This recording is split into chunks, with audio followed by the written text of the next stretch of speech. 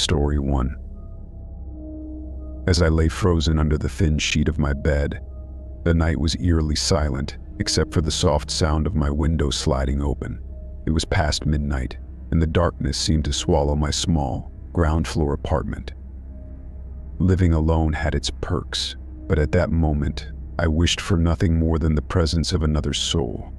My heart raced as I heard the faint shuffle of footsteps, a soft, deliberate creep of someone unfamiliar making their way inside. The air grew thick, heavy with my own fear. I wanted to scream, to run, but my body wouldn't respond. I was paralyzed, not by my body but by my fear. Through the darkness, I could barely make out a shadow, a formless silhouette that moved with a terrifying deliberation towards my bedroom. The moonlight trickled in weakly through the curtains, casting ghostly patterns on the floor, and for a moment the intruder paused, as if sensing my fear. Time seemed to stretch into eternity as I lay there, my mind racing for a solution. Every scenario played out in my head ended in terror. Then, the unthinkable happened. The shadow spoke, its voice a whisper, chilling and close. "Don't be afraid. I won't harm you." The intruder's reassurance did little to soothe me. If anything, it heightened my panic. Who was this person, and what did they want? Mustering every ounce of courage, I managed to whisper back, "What do you want?" My voice trembled, betraying my terror. There was a pause, and then, almost pityingly, the voice replied, "Just seeking shelter until dawn. Then, I'll be gone." The absurdity of the situation struck me then. Was this person merely a wanderer seeking refuge, or was this some trick of a more sinister plan? I weighed my options, realizing that confrontation might escalate the situation. So I lay still, my eyes wide open, watching the figure carefully settle in a corner of my room. As dawn approached, the first rays of sunlight began to filter through the curtains, lending courage to my previously frozen limbs. I sat up slowly, the intruder still in the corner, now just a tired man waiting for the night to end. When he finally stood to leave, he nodded slightly, a quiet acknowledgement of the night's shared terror and relief. Story 2. The night was late, and the moon hung low as I steered my car onto a seldom-used shortcut, a road less traveled that cut through the dark, dense woods. The trees loomed over, their branches gnarled like the hands of the long-forgotten, clawing at the faint light of my headlights. There was an eerie quiet, a stillness that draped over everything like a shroud. As I drove, the air grew colder, and a thick fog began to roll in, blanketing the ground and obscuring the narrow road ahead. Suddenly, my car sputtered, the engine gave a final groan, and all went silent. The dashboard went dark, and with it my headlights flickered out, leaving me in near complete darkness, save for the faint moonlight that filtered through the fog. Stranded and alone, I tried to restart the engine, but it was no use. The car was dead. My breath quickened as panic started to set in. I reached for my phone, no signal.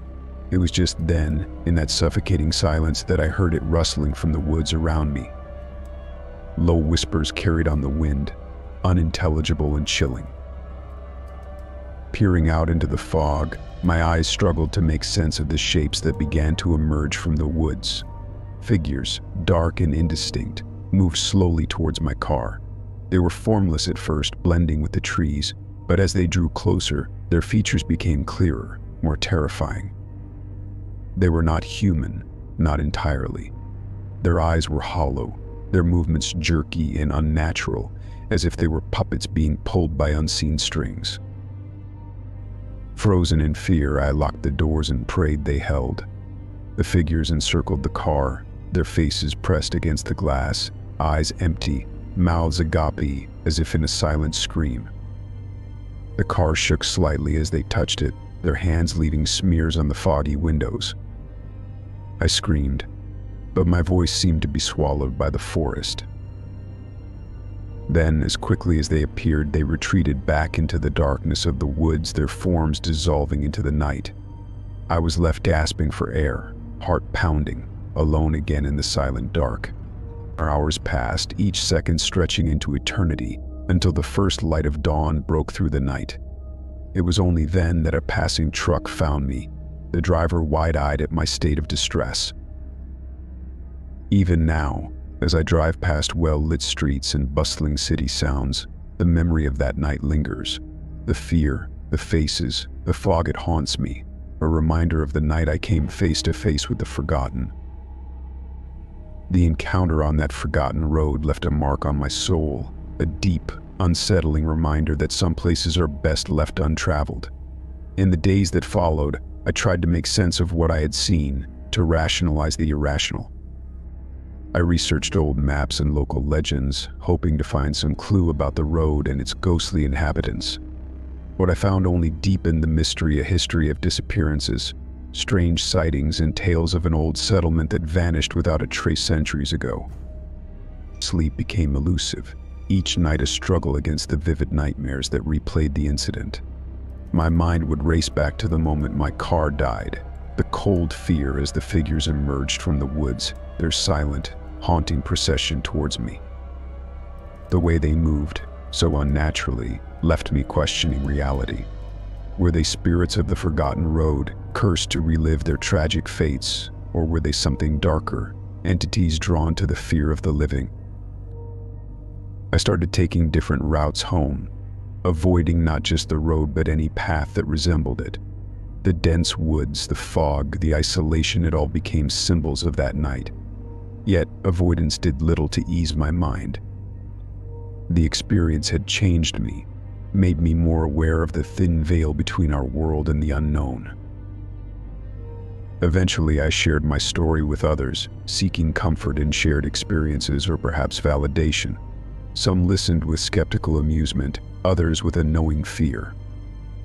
Through these conversations, I learned that I wasn't alone. Many had felt the eerie pull of that road, a morbid curiosity tinged with an instinctual dread. Story 3. It started as an ordinary commute on a Wednesday evening. I boarded the subway, the same one I took every day after work. The car was mostly empty, typical for this time of day, with just a few weary passengers scattered across the worn seats. I found a spot and settled in, headphones in, music turned up, and the world tuned out. Across from me, a man sat alone. He was unremarkable at first glance, average build, nondescript clothing, and a day's stubble. But then he smiled at me. It was a small, polite smile, the kind strangers exchange out of courtesy. I nodded slightly and looked away, lost in the rhythm of the tracks and the mundanity of the journey. As the stops went by, I noticed the man's smile again. It was wider this time, his teeth slightly too perfect, too white. There was something unnerving about it, a smile that didn't quite reach his eyes, which remained cold and detached. I pulled out one earbud, suddenly uncomfortable with the isolation music provided. No one else seemed to notice him. They were wrapped up in their own end-of-day fatigue.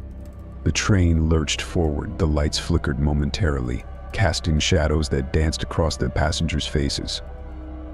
When the lights steadied, I glanced back at the man. His smile had grown, stretching unnaturally wide, his mouth a grotesque caricature of joy. I felt a chill run down my spine. The man's presence filled the subway car with an oppressive air, thick with unease. Each stop became a pulse of dread, the doors opening and closing with no one new boarding, yet no one leaving either, especially not the man with the too wide smile. I tried to convince myself it was a trick of the light, or perhaps my own exhaustion playing with my perceptions. Yet, the man's smile continued to grow, now impossibly wide, the edges of his mouth creeping towards his ears. It was a twisted, sinister grin that distorted his face into something otherworldly. As panic set in, I realized I had to get off the train. I waited for the next station, standing up as the train pulled to a halt. The doors opened, and I stepped out, not looking back, the man's silent, eerie laughter echoing in my ears. Outside, the platform was deserted, the usual bustle of the city somehow muted. I hurried to the exit, glancing behind me to make sure I wasn't followed. The station was a cavernous space of echoing footsteps and flickering lights, each shadow a hiding place, each corner a new terror. I emerged onto the street, the city sounds rushing back to me, a comforting blanket of noise. Yet the feeling of being watched lingered, the image of that twisted smile etched into my mind.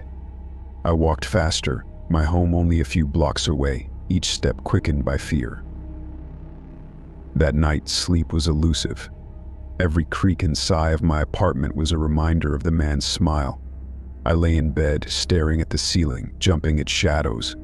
The logical part of my brain argued against the fear, rationalizing the experience as a result of stress or a vivid imagination. But fear isn't always swayed by logic. The next day, I had to take the subway again. As I approached the station, my heart pounded, my palms sweaty with apprehension. I told myself that the chances of encountering the man again were slim, that the city was full of anonymous faces and yesterday's horror was just a fleeting moment. But as I descended into the station, a part of me dreaded the possibility of seeing him again. The platform was crowded this time, the rush hour throng a buffer between reality and my fears. I boarded the train, the familiar lurch of movement, a small comfort. Then I saw him. The same man, sitting across from me once more, his smile as wide and horrifying as before. This time I couldn't move, couldn't look away. His eyes locked on mine, and in them I saw not madness but a dark amusement, an enjoyment of my fear. The train moved, stop after stop, the man never breaking his gaze. I felt trapped in a nightmare, the other passengers oblivious to my panic. His smile seemed to say, "I see you, I know you." I realized then that this wasn't going to end, not on its own. As the train approached the next station, I made up my mind. I would confront him, end this torment one way or another. The doors opened, and I walked over to him, my voice steady. "Why are you doing this?" I asked, my voice echoing slightly in the crowded car. His smile finally faltered, a look of confusion crossing his face. "I thought you enjoyed our little game," he replied, his voice a hiss of shadows and smoke. "This is no game," I said, anger rising above my fear. "Leave me alone." To my surprise, he nodded, his smile vanishing as if it had never been. "As you wish," he said, and then he got up and left the train, disappearing into the crowd. The relief was immediate and overwhelming. I sank back into my seat, the tension draining from me in waves. I had faced my fear, and though I didn't understand it, I had overcome it. Story 4. When I moved into the old Victorian house on the edge of town, I was drawn by its charm and history. It had been on the market for years, and despite its slightly decrepit state, it felt like a treasure waiting to be rediscovered. The price was a steal, probably due to its reputation for being a bit eerie and the numerous stories that locals whispered about it. My first few weeks were spent cleaning, painting, and repairing what years of neglect had left behind. It was during one of these renovations, while peeling off the faded wallpaper of the upstairs hallway, that I found a small wooden box wedged behind the baseboard. It was intricately carved and locked, but the lock was old and gave way easily under gentle pressure. Inside were photographs, dozens of them, all black and white and all depicting sleeping people. The subjects seemed unaware of the camera, caught in the vulnerability of sleep. Some were curled up in bed, others sprawled on couches. A chill ran down my spine as I flipped through them, the realization dawning that all these photographs were taken in this very house. Each photo was more unsettling than the last, the intimacy of the shots coupled with the unknowing subjects creating a tapestry of silent screams. I shuffled through them quickly, eager to reach the end of the stack and perhaps find some explanation or at least an innocuous photo that would relieve the growing tension. But the last photo stopped me cold. It was of the bedroom I now slept in, taken from the doorway with the bed clearly in focus. On the bed, the sheets tangled and the pillow indented, as though someone had just risen or been roused. What was more disturbing was the faint outline of a figure standing by the window, barely visible but undeniably there. I couldn't shake the image as I moved through the house that evening, every shadow and creak a reminder of the unseen observer who had once roamed these rooms. Sleep was elusive that night, my dreams invaded by flashes of a camera's click and the feeling of eyes on me as I lay in bed. Driven by a need for answers, I began researching the previous occupants of the house. The local library held archives of the town's residents, and there I found mention of a photographer who lived in the house during the early 1900s. Known for his portraits and a fascination with human expressions, his life was marked by tragedy when his family mysteriously disappeared. They were never found, and no further records existed of him beyond that period. The connection was too direct to ignore. The photographs were likely his work, a collection of moments captured without consent. The idea that he might have been documenting his own family, or worse, watching others as they slept, was disturbing. With each day that passed, the house seemed to grow darker, the light dimmer and the nights longer. I couldn't look at the beds without imagining the photographer standing in the doorway, his camera poised. The photographs haunted me, their eyes closed in sleep, but mine remained wide open, searching the shadows. Determined to rid myself of the haunting images, I decided to burn the photographs. On a chilly evening, I lit a fire in the old hearth in the living room, and one by one, fed the photographs to the flames. The paper curled, blackened, and disintegrated, and with each photo that burned, I felt a slight lifting of the house's oppressive atmosphere. But peace was short-lived. That night, as I lay in bed trying to sleep, the flash of a camera lit up the room. I sat up, heart pounding, the afterimage of the flash burning behind my eyes. There was no one there, no sound but the house settling around me. Yet the sense of being watched was stronger than ever. I spent the next few nights with lights blazing, coffee my constant companion.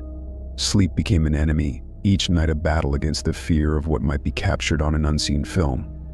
My days were haunted by the ghost of the photographer, his presence stitched into the fabric of the house. In desperation, I contacted a local medium, skeptical but willing to try anything to reclaim my home and my sanity. She arrived on a stormy afternoon, the wind howling around the eaves as if to voice the house's unrest. We sat in the living room, the medium's voice a soothing murmur as she called out to the spirits inhabiting the house. The air grew colder, and the lights flickered as she spoke, her words a bridge between my world and theirs. Then, with a sudden rush of wind, the room went dark, the only light the flicker of candles. The medium's voice rose, a commanding tone that filled the space. "Reveal yourself," she demanded. There was a long silence, and then a whisper of movement. From the corner of the room, a shadow detached itself, taking the form of a man, translucent and flickering.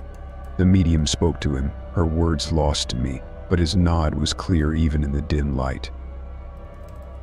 The session ended with the medium assuring me that the spirit had moved on, that he had only lingered out of a misplaced attachment to his life's work. I was skeptical but thanked her as she left, the night finally quiet around me. Story 5.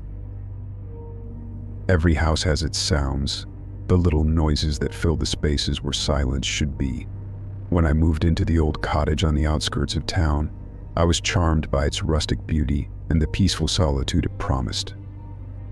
But as the initial excitement waned, I began to notice the quirks and creaks of an old house settling into the quiet of the night.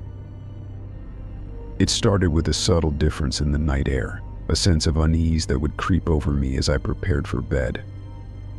The first few nights, I attributed the feeling to the natural adjustment of living alone in a new place.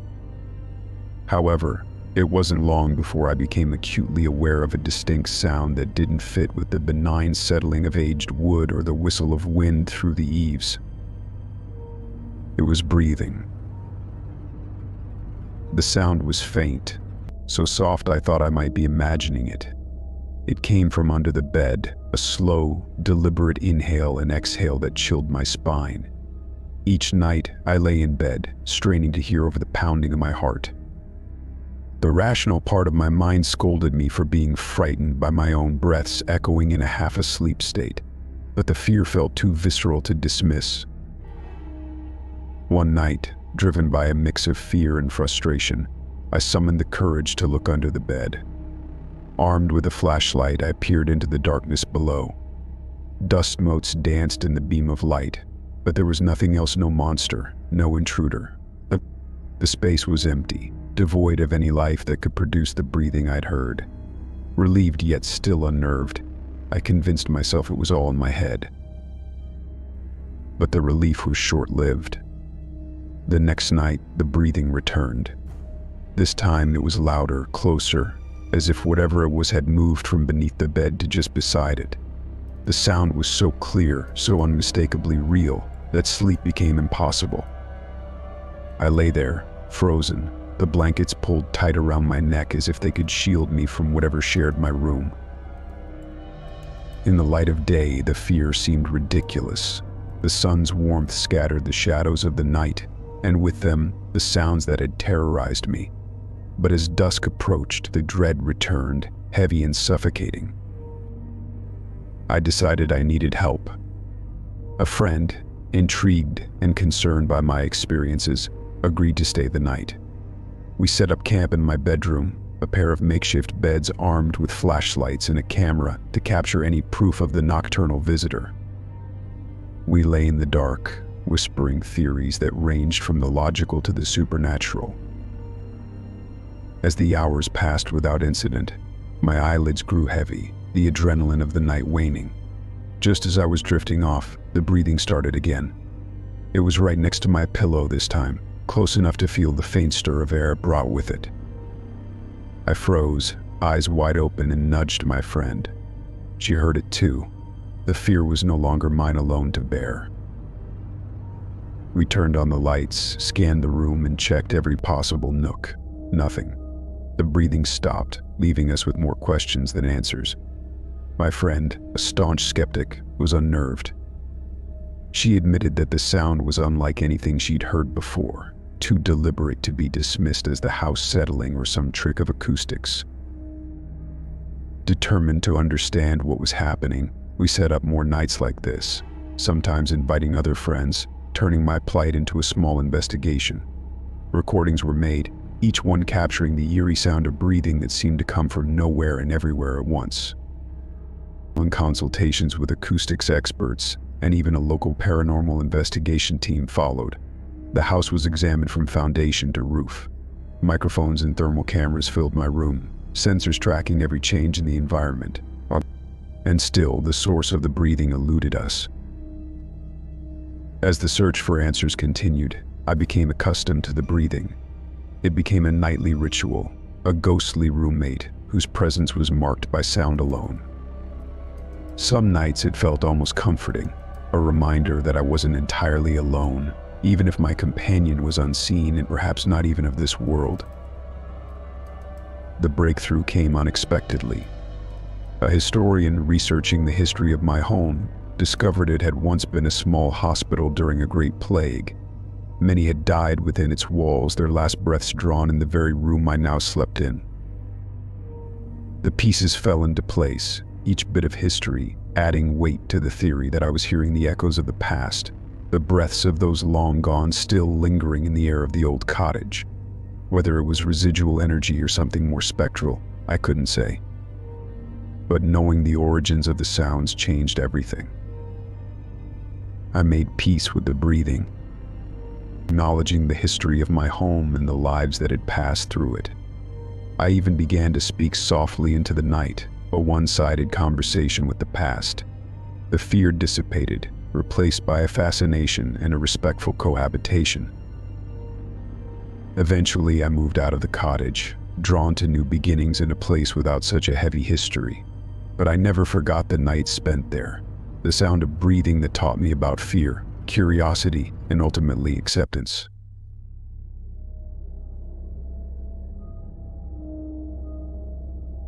Story 6.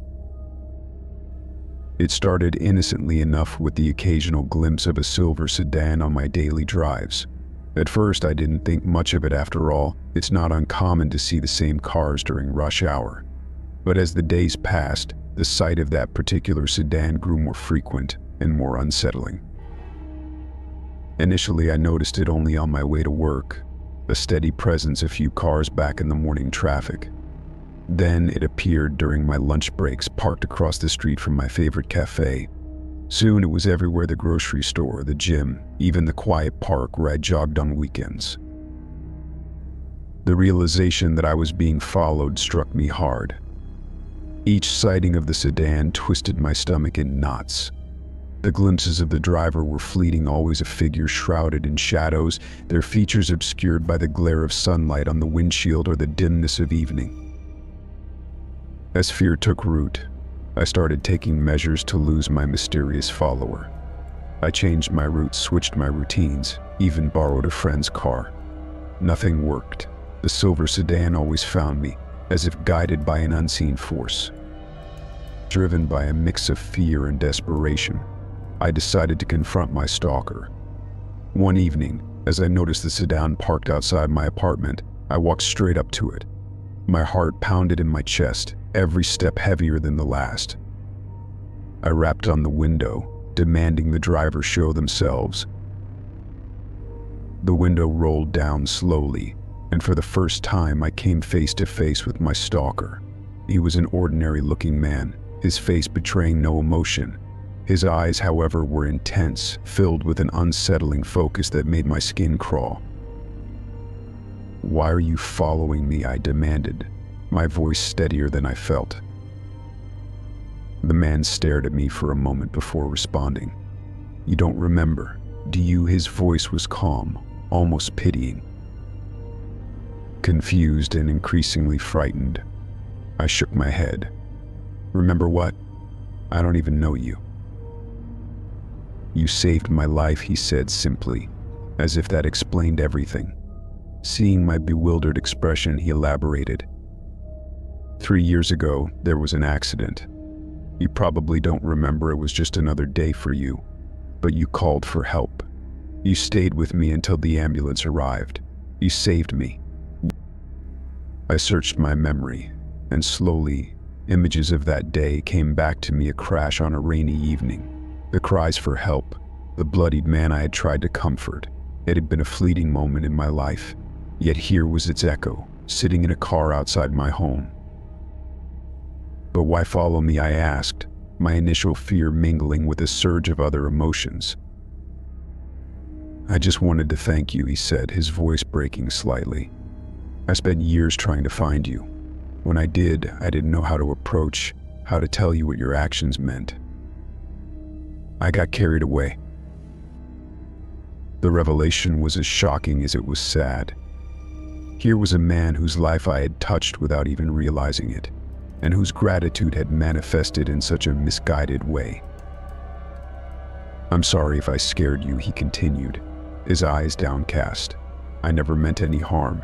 I'll leave you alone now." As he drove away, I stood there, a mix of relief and sorrow washing over me. The stalker was gone, but the impact of that brief encounter lingered. The next few days were a whirlwind of emotions. Relief at no longer being followed was tempered by the knowledge of the unintended consequences of a single good deed. I pondered the strange, interconnected threads of human lives and how a single moment can alter the course of another's existence. Determined to find closure and perhaps offer it as well, I tracked down the man. Meeting him again, this time by mutual agreement, was a surreal experience. We sat across from each other in a small coffee shop, two strangers connected by a single life-changing event. He apologized again for his actions, explaining how the accident had left him with more than just physical scars. It had unmoored him from his previous life, sending him on a search for meaning that had led him, ultimately, to me. "I spent so long feeling lost," he admitted. "Knowing you were out there gave me something to hold on to. I just wanted to find some way to repay you, even if it was just to see that you were okay." I listened, understanding dawning on me. His actions, though frightening, were not born of malice but of an intense gratitude and a need for connection in a world that had nearly taken everything from him. We parted ways that day with a new understanding. He promised to seek help, to find healthier ways to cope with his trauma. I promised to be more aware of the ripples my actions might send into the world. As I walked away, the weight of the past weeks lifted slightly. The world was complex, filled with pain and beauty, and sometimes redemption came in the most unexpected forms.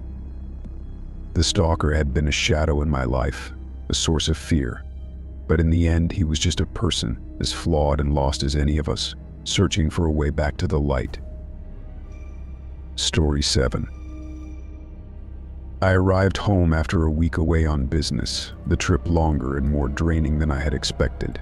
My neighborhood looked the same as it always did, the same neatly trimmed hedges, the same street lamps casting pools of light on the sidewalk. But as I pulled into my driveway, I noticed a car I didn't recognize. A simple mistake, I thought. Someone must have parked in the wrong driveway. But when I walked up to the front door and inserted my key, it didn't fit. Confused, I double-checked the house number. It was indeed my house, but the lock was completely different. I knocked, my confusion turning to irritation. Maybe my wife had changed the locks and forgotten to tell me. The door swung open, and a man I'd never seen before stood there, looking as bewildered as I felt. Behind him, I could see into the living room, my living room, only it wasn't. The furniture was all wrong, the walls a different color. "Can I help you?" the man asked, his tone guarded. "I think there's been some mistake," I said, holding up my key. "I live here." The man's confusion deepened. "I'm sorry, but that's not possible. We've lived here for years." I insisted, my voice rising in panic. "Look, this is my house. I don't understand what's going on." The man's wife appeared behind him, concern etched on her face. She invited me in, perhaps seeing the genuine shock and fear in my eyes. As I stepped inside, I glanced around. There were pictures on the walls, pictures of them, a happy family with 2 kids, in the same spots where photos of my family should have been. I sank into a chair, the room spinning. "This doesn't make sense," I murmured. The couple sat opposite me, trying to be hospitable in the face of such a bizarre situation. They offered me a drink, which I accepted mostly out of a need to do something with my hands. "We bought this house 10 years ago," the man explained, showing me documents that indeed listed him and his wife as the homeowners. "I think you must be confused." "But I left from here last week," I protested, pulling up pictures on my phone, pictures of my family in this very house, with every detail exactly as I remembered it until today. The wife looked at the photos and then at her husband, her expression one of concern and confusion. "This is very strange," she admitted. "Maybe you should talk to your family." I nodded, my hands trembling as I dialed my wife's number. The call went straight to voicemail. I tried my son, then my daughter. Voicemail. Panic clawed at my throat as I considered the impossibility of it all. Seeing my distress, the couple suggested I stay the night, offering me the couch. They seemed to believe that perhaps someone had played an elaborate prank on me, or that there was some explanation that would soon make itself clear. I agreed, too exhausted and shaken to think of an alternative. That night, I lay awake on the couch, my mind racing. The family went to bed, and the house was silent except for the normal creaks and groans of a settling building. I couldn't shake the feeling of surreal displacement. Was I losing my mind? In the morning, the man offered to drive me to the police station. I accepted, desperate for any help I could get. At the station, I explained my situation to a sympathetic officer who listened intently and then promised to look into it. As we waited, the officer returned with a perplexing look on his face. "According to our records, you do own a house in this town, but it's not this address. It's on the other side of town." Confused, I asked him to take me there. As we drove, every turn felt unfamiliar until we arrived in front of a house that looked exactly like my home, down to the last detail, except it was clearly lived in by another version of my family. I saw my wife through the window, laughing with children who were unmistakably mine, yet slightly different. I didn't go inside. The sight was too much to bear a life that was mine, yet not mine, playing out before me. The officer suggested that perhaps I had experienced a severe case of disorientation or a psychological break. I returned to the police station, my mind a mess of theories, alternate realities, parallel universes, perhaps even something more sinister. The police continued their investigation, treating the situation as a case of mistaken identity, but nothing they said made sense of my experience. Weeks turned into months. I took up residence in a small apartment, taking time to rebuild my life, accepting that whatever had happened might never be understood. I visited the neighborhood often, each time drawn to the house where the other family lived.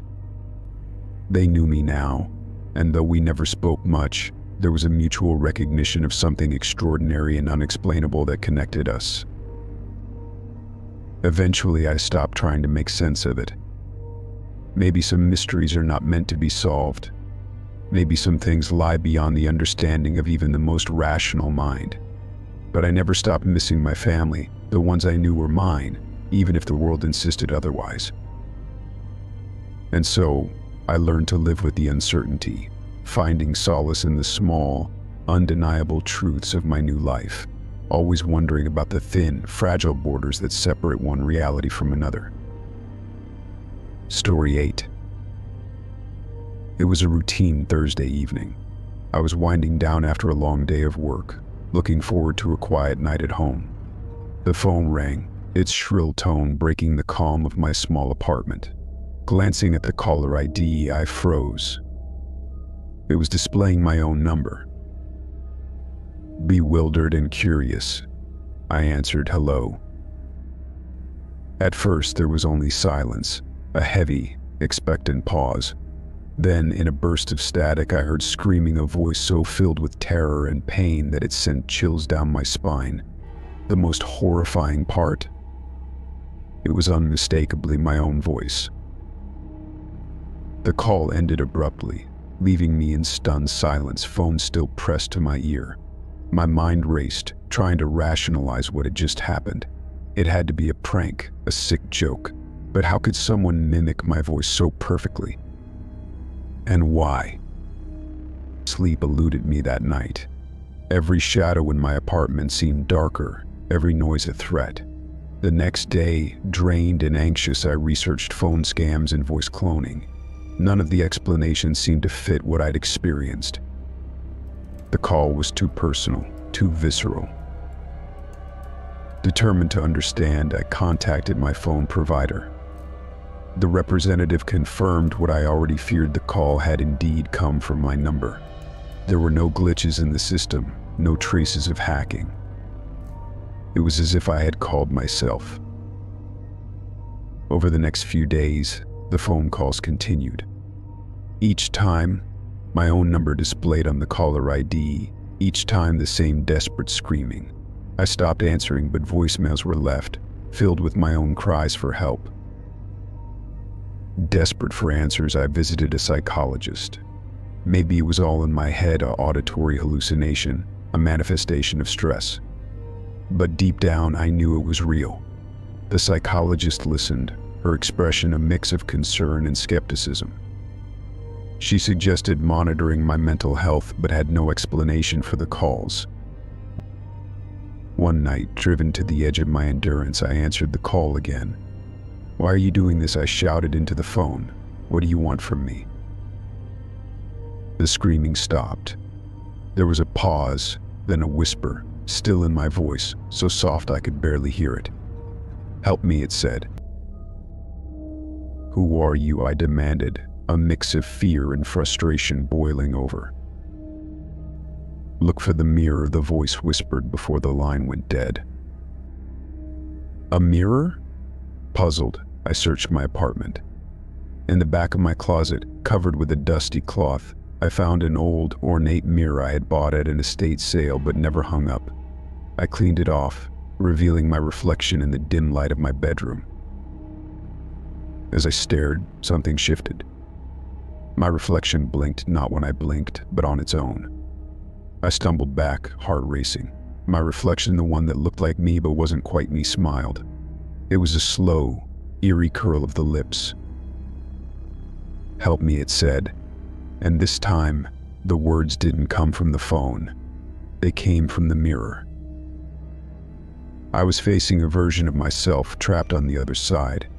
"What happened?" I asked, my voice barely a whisper. "I am you," it replied. "Or I was, until I got stuck here." "Stuck where? How can I help you?" "The mirror is a gateway," it explained. "It bridged two realities, but when I touched it, our places were switched. You live my life, and I'm trapped in a loop of the moment before the switch, over and over." The horror of the situation washed over me.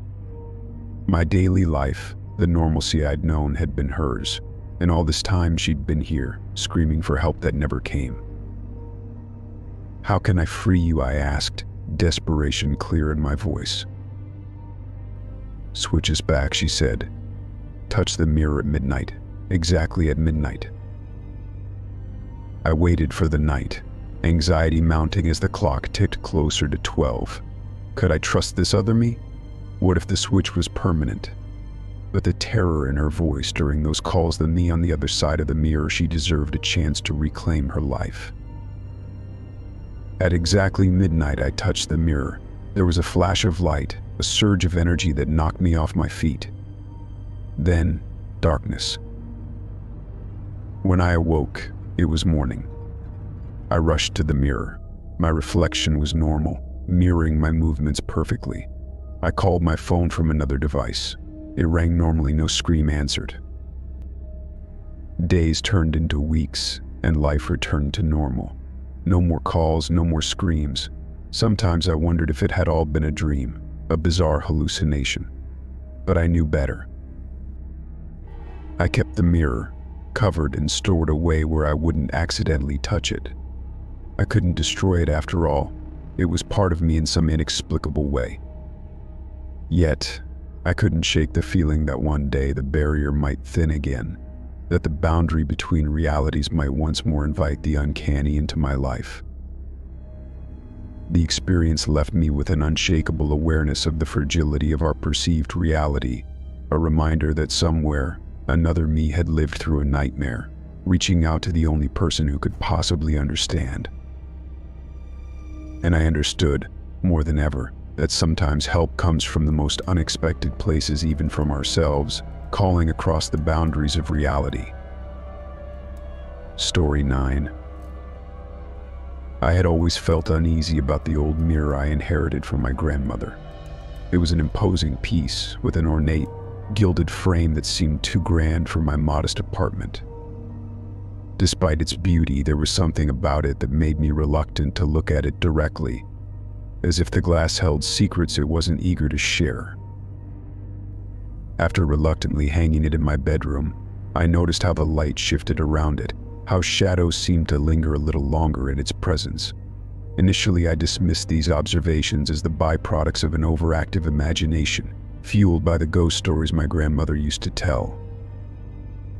One morning, as I prepared for work, I stood before the mirror to adjust my tie. That's when I noticed that my reflection wasn't mirroring my movements. Instead, it stood still, watching me with an intensity that made my blood run cold. I stepped back, heart pounding, but my reflection remained unchanged, its eyes following me with an unnerving focus. Shaken, I left for work, trying to convince myself it had been a trick of the light, a momentary glitch in my perception.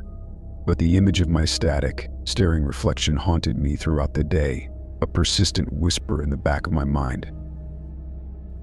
That evening, I approached the mirror cautiously, half expecting to find it normal again. But as I entered the room, I saw that my reflection was already there in the mirror, waiting. It smiled, a slow, knowing smile that didn't reach its eyes. "Who are you?" I asked, my voice barely above a whisper. "I'm what you could have been," it replied, its voice a perfect mimicry of my own, yet tinged with a coldness that made me shiver. "I'm the potential you've never realized, the path you never took." This was madness. I was speaking to my own reflection as if it were another person, as if it truly were a separate entity. And yet, I couldn't look away, couldn't stop myself from engaging with this apparition. "Why are you here?" I demanded. "To show you what you're missing," it said, gesturing to the world it claimed to inhabit. "There's so much you could achieve if you weren't so afraid of embracing your true potential." As it spoke, the room behind it began to change. The modest interior of my apartment shifted into a lavish, opulent space filled with artifacts and luxuries I had never owned. The reflection moved through this space with a confidence and grace I knew I lacked, surrounded by people who laughed and conversed with an air of sophistication. "Isn't this what you've always wanted?" it asked, a mocking tone in its voice. I felt a pang of envy, mixed with a deep, unsettling dread. This life, this version of me, it was alluring yet fundamentally alien. It was everything I had dreamed of, but also everything I feared: a life without limits, without the safety of my routine and my choices. "How is this possible?" I asked, trying to grasp the reality of what I was witnessing. "Every reflection is a window to a possibility," it explained. "This mirror, your inheritance, it's special. It doesn't just reflect, it reveals." I was torn between fascination and fear. The life my reflection depicted was tempting, filled with success and excitement, but it was also a stark reminder of my own shortcomings, of the choices I'd made that led me down a safer, duller path. "Can I join you?" I asked before I could stop myself, drawn in by the allure of this other world. The reflection's smile widened, but there was a warning in its eyes. "Once you step through, there's no returning. You'll be me, and you must leave your current life behind." The choice was agonizing. I stood before the mirror, the gateway to a life of what-ifs, feeling the weight of my decision. To leave everything I knew for a chance at something spectacular, something unknown. It was both a dream and a nightmare. That night I didn't sleep. I sat in the darkness, watching the mirror, watching the life I might have led play out in its depths. The more I watched, the more I realized that this reflection, this other me, was everything I had suppressed, everything I had denied myself for the sake of security and familiarity. As dawn broke, my decision was made. I approached the mirror, my heart heavy with a mix of excitement and regret. With a deep breath, I reached out, my fingers brushing the cool glass. It rippled under my touch like water, the surface yielding to my hand. "Goodbye," I whispered, stepping through, feeling the fabric of reality shift around me. The world on the other side was as vivid and real as my reflection had promised. I was engulfed by sensations, by the vibrant colors and sounds of a life more intense than anything I had known. I was me, but unleashed, unrestricted by the fears and doubts that had held me back. Back in my apartment, the mirror now reflected an empty room. The life I had left behind would continue, perhaps as a faint echo, a shadow of my existence.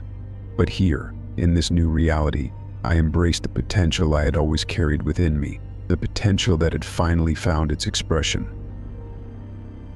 And though I had stepped into a world of possibilities, a part of me knew that this choice came with its own costs, its own sacrifices. For every dream realized in this new life, there was a memory, a connection from my old life that I had to let go. The reflection had shown me what could be, and now it was up to me to live out that potential, to make the most of the chance I had taken.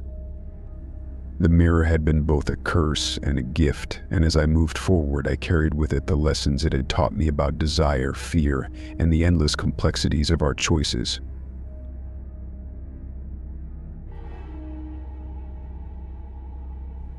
Story 10.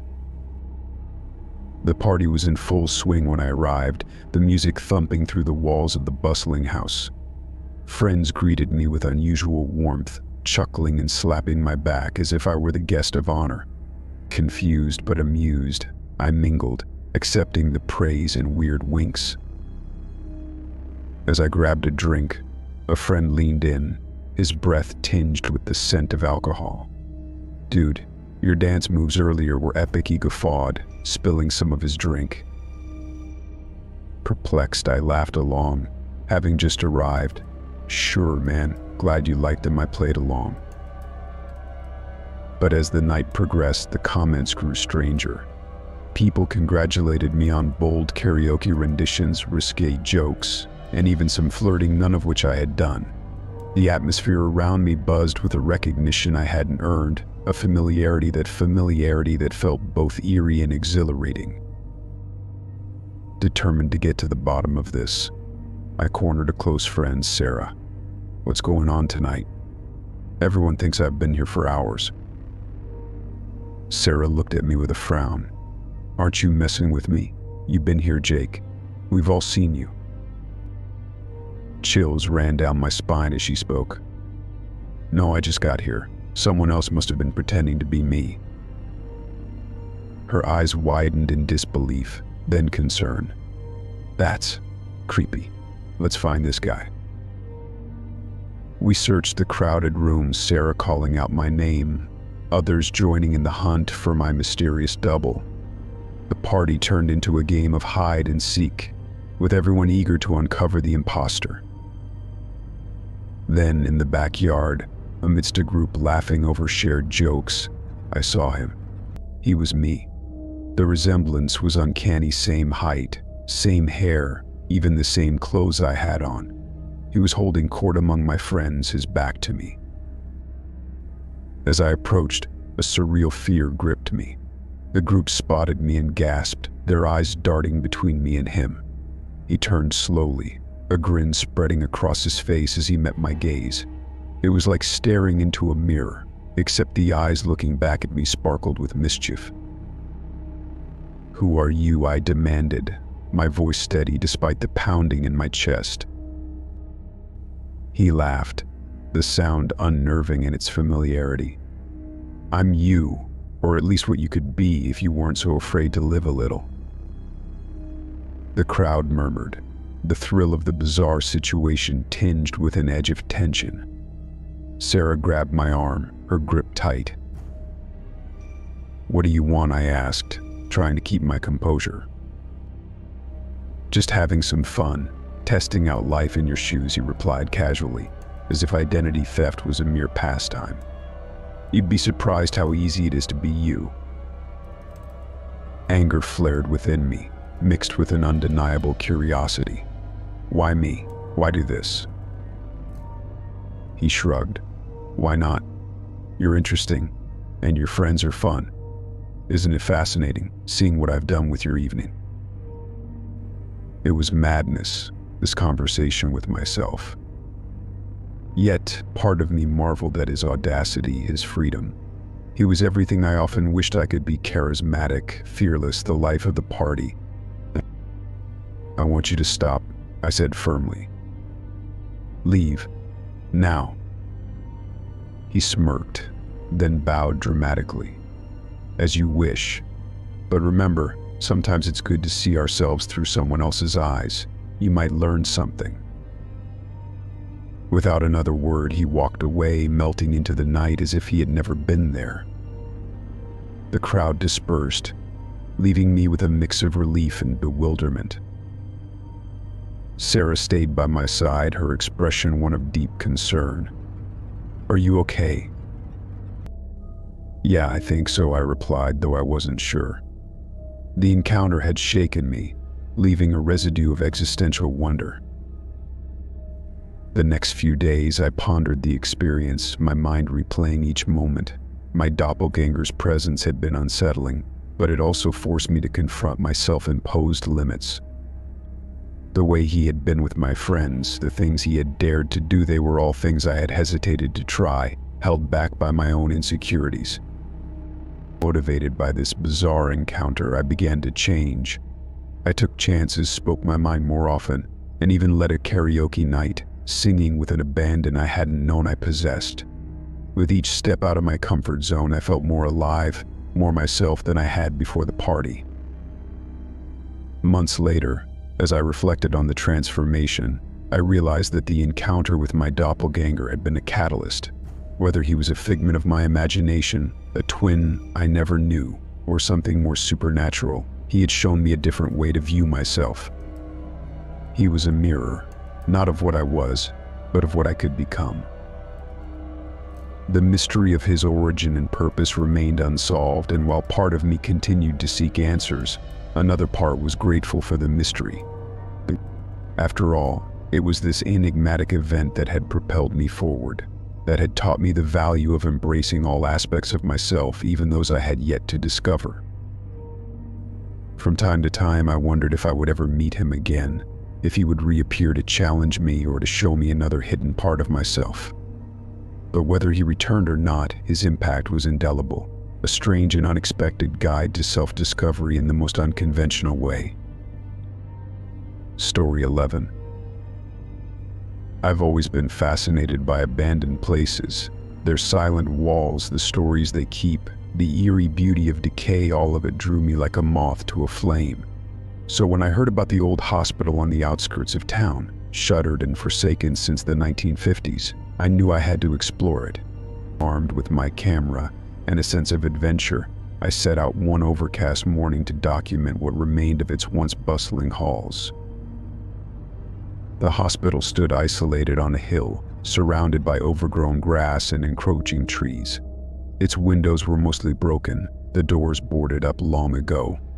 Finding my way inside through a basement window left carelessly ajar, I felt a chill that wasn't entirely due to the cool air. The shadows seemed to move with me as I made my way through the dusty, debris-littered corridors. Each room told a story of desperation, of pain and fleeting hope.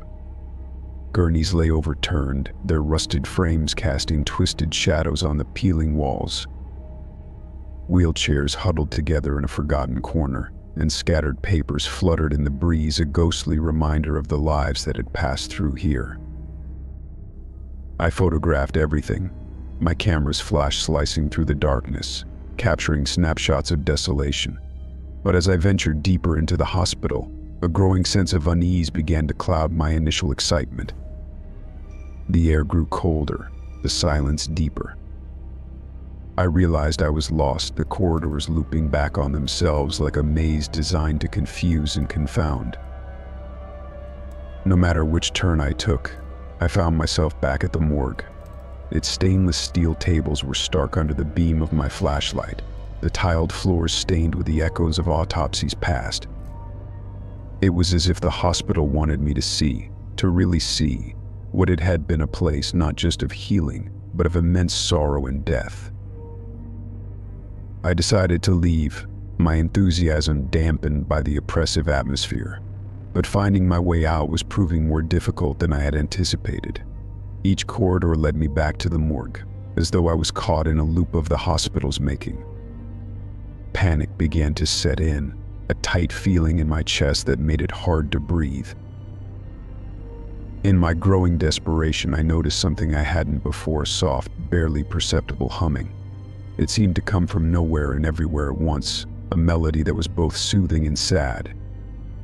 I followed it, almost without thinking, the sound growing clearer as I approached a door I was sure hadn't been there before.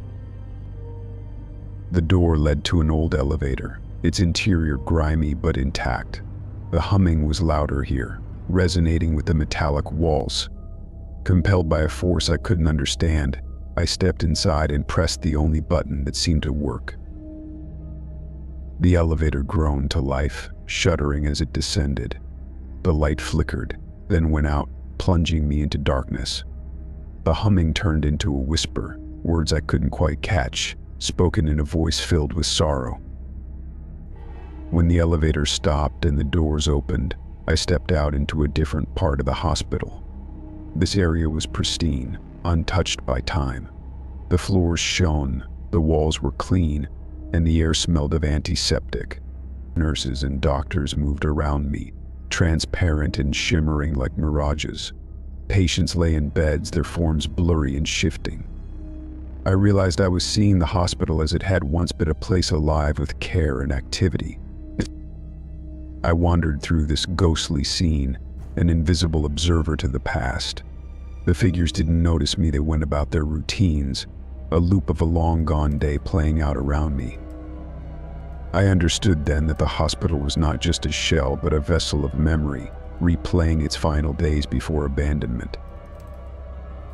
As I watched, a doctor paused by a patient's bed, his expression serious as he delivered a diagnosis. The patient, a young woman, nodded slowly, her face pale but composed. Her bravery in the face of bad news moved me, a testament to human strength and frailty. Feeling like an intruder in these private moments, I turned to leave, but found myself back in the elevator. It ascended this time, the humming voice in the dark, a comforting presence that guided me back to the present. When the doors opened again, I was back in the ruined part of the hospital, the illusion of the past dissolved. I made my way out, the corridors no longer confusing but leading me steadily towards the exit. Outside, the fresh air felt like a balm. I looked back at the hospital, its dilapidated exterior belying the rich history I had just witnessed. My camera was full of pictures, but I knew they were nothing compared to the images etched in my mind. As I walked away, the weight of the experience settled in. The hospital had shown me its soul, the layers of life and death it contained. It was a reminder that places like people hold their past close, sometimes revealing it only to those who are willing to look deep enough. I never returned to the hospital. The one visit was enough to satisfy my curiosity and haunt my dreams. In the photos I took, I sometimes thought I could see faint outlines of the figures from the past, a hint that the hospital's memories were not so easily left behind. It remained in my mind, a place of eerie beauty and profound sadness, a monument to both the fragility and the resilience of the human spirit. Story 12. It was just another late evening at the office. The building had long emptied, the usual bustle of my colleagues replaced by the quiet hum of machines and the occasional clack of my keyboard. As a software developer, these late hours were not uncommon, especially when deadlines loomed menacingly close. That night, I was racing against time to finish coding a complex module. The silence around me was a stark contrast to the chaos of code and coffee cups on my desk. Absorbed in my work, I barely noticed the hours slipping by until a glance at my watch told me it was past midnight. Sighing, I saved my work, stretched, and decided it was finally time to head home. As I gathered my things, I switched off the lights in my office. The corridor outside was dark, lit only by the emergency exit signs glowing faintly at the far end. The quiet was profound, almost heavy, as if the building itself was holding its breath. I walked toward the main exit, my footsteps echoing in the empty hallway. Reaching the lobby, I pushed against the exit door. It didn't budge. Confused, I tried again, putting more weight into it. Still, it remained firmly shut. A cold wave of realization washed over me. I was locked in. Checking my phone, I found no new messages or emails. Perhaps the security team had forgotten I was still in the building. Not overly concerned yet, I dialed the after-hours number for building security. No answer. I tried again, my unease growing with each unanswered ring. Finally, resigning myself to a longer night than planned, I decided to head back to my office and wait for morning. As I turned to leave the lobby, I heard a soft click from the direction of the offices, the sound of a door gently closing. My heart jumped. I was supposed to be alone. "Hello," I called out, my voice echoing louder than expected. No reply. The building answered back with its own creaks and sighs, the sounds of an old structure settling into the night. Curiosity overcame caution, and I walked towards the noise. As I moved closer to the source, Another sound joined the mix, of faint scratching, like nails on wood. It was coming from one of the meeting rooms along the corridor. I approached the room slowly, my hand reaching out to flick on the light switch. The room illuminated instantly, revealing nothing but an empty space with a long conference table and chairs neatly tucked in. The scratching stopped. The room held no clue about the noise or any sign of disturbance. Heart pounding, I turned to leave when suddenly the lights flickered and went out. Darkness enveloped me, thick and absolute. My breath quickened, and just as I fumbled for my phone's flashlight, the scratching sound returned, louder, desperate. The light from my phone pierced the darkness, casting long shadows across the room. It flickered across one of the walls where the sound seemed to be emanating from. As I stepped closer, the scratching grew frantic. My light settled on a small vent near the floor.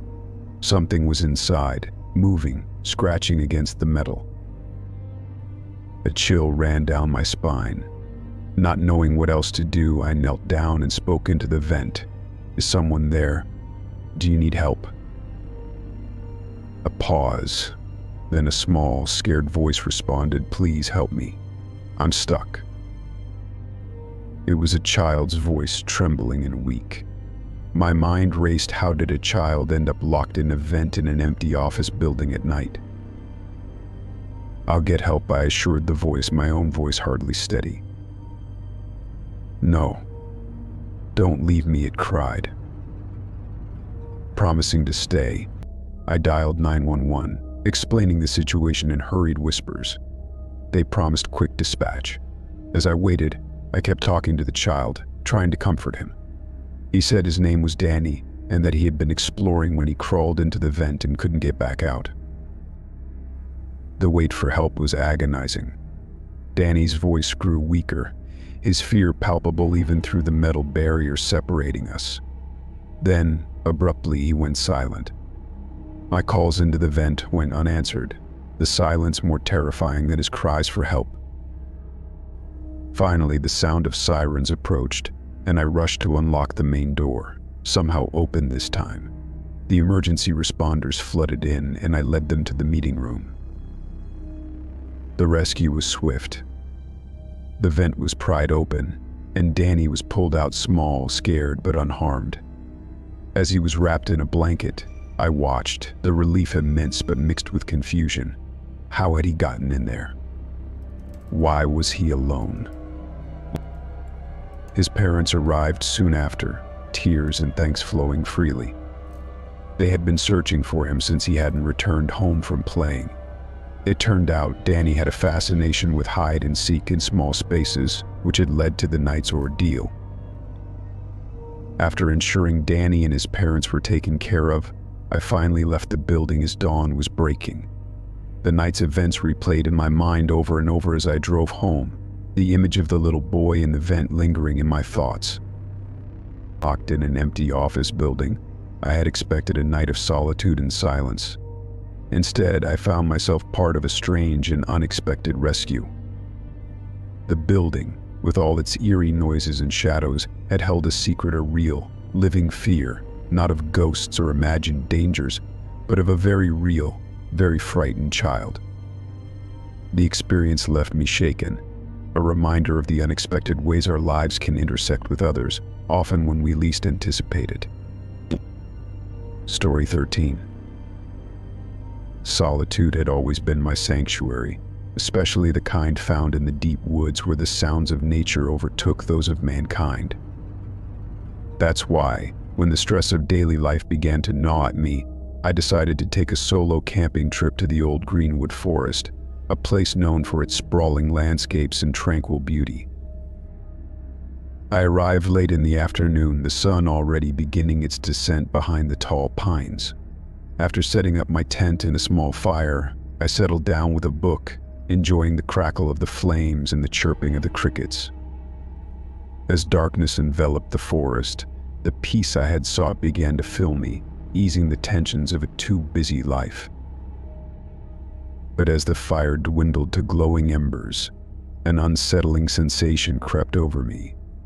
The forest, alive with sounds during the day, had fallen eerily silent. No wind rustled the leaves, no nocturnal animals stirred. It was as if the woods were holding their breath. Then, from the darkness beyond the firelight, I heard my name, whispered as if from the shadows themselves.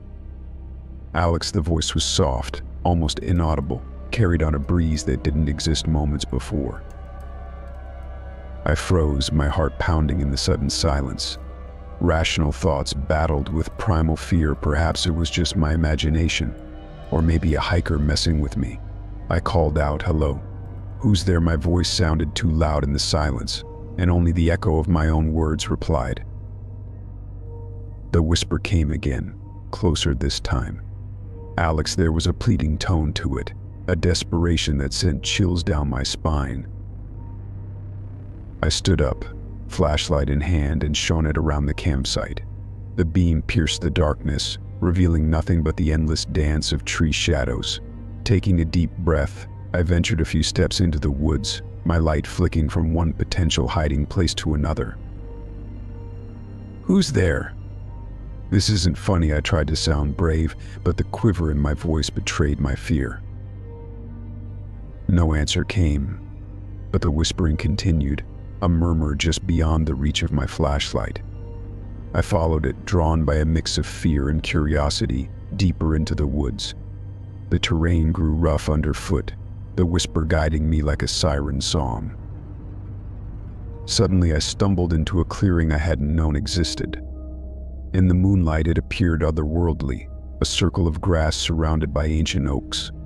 In the center of the clearing, a rock caught the moonlight, casting eerie shadows. That's when I realized the whispers seemed to emanate from the rock itself.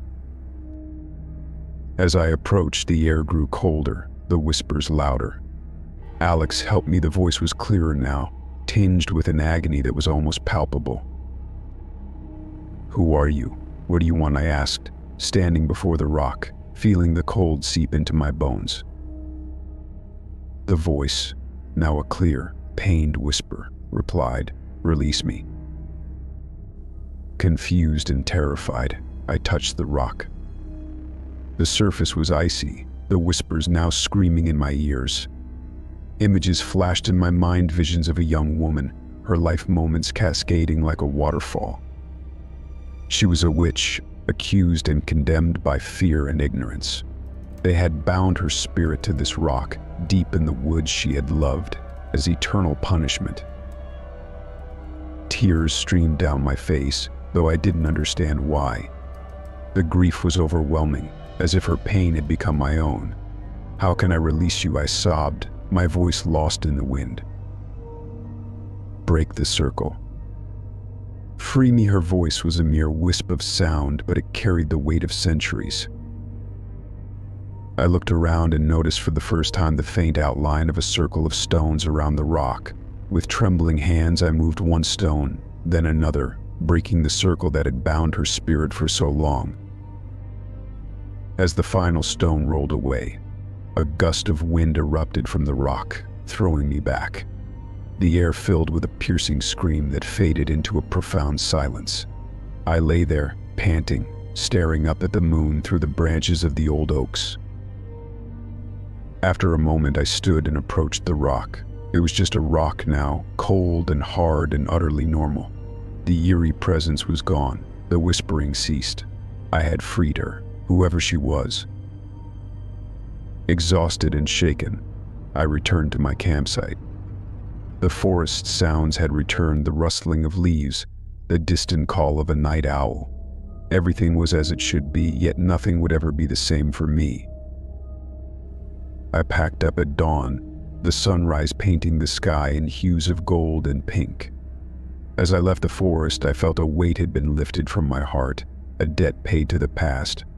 I didn't look back, but I knew I would carry that night with me forever. The experience changed me in ways I couldn't fully understand. I had sought solitude, but found a connection to the ancient, to the mystical forces that thread through our world, often unnoticed. The woods had whispered my name, not to frighten, but to beckon, to draw me into a story far older than my own. to remind me that we are all, in some way, bound to the fates of others past and present.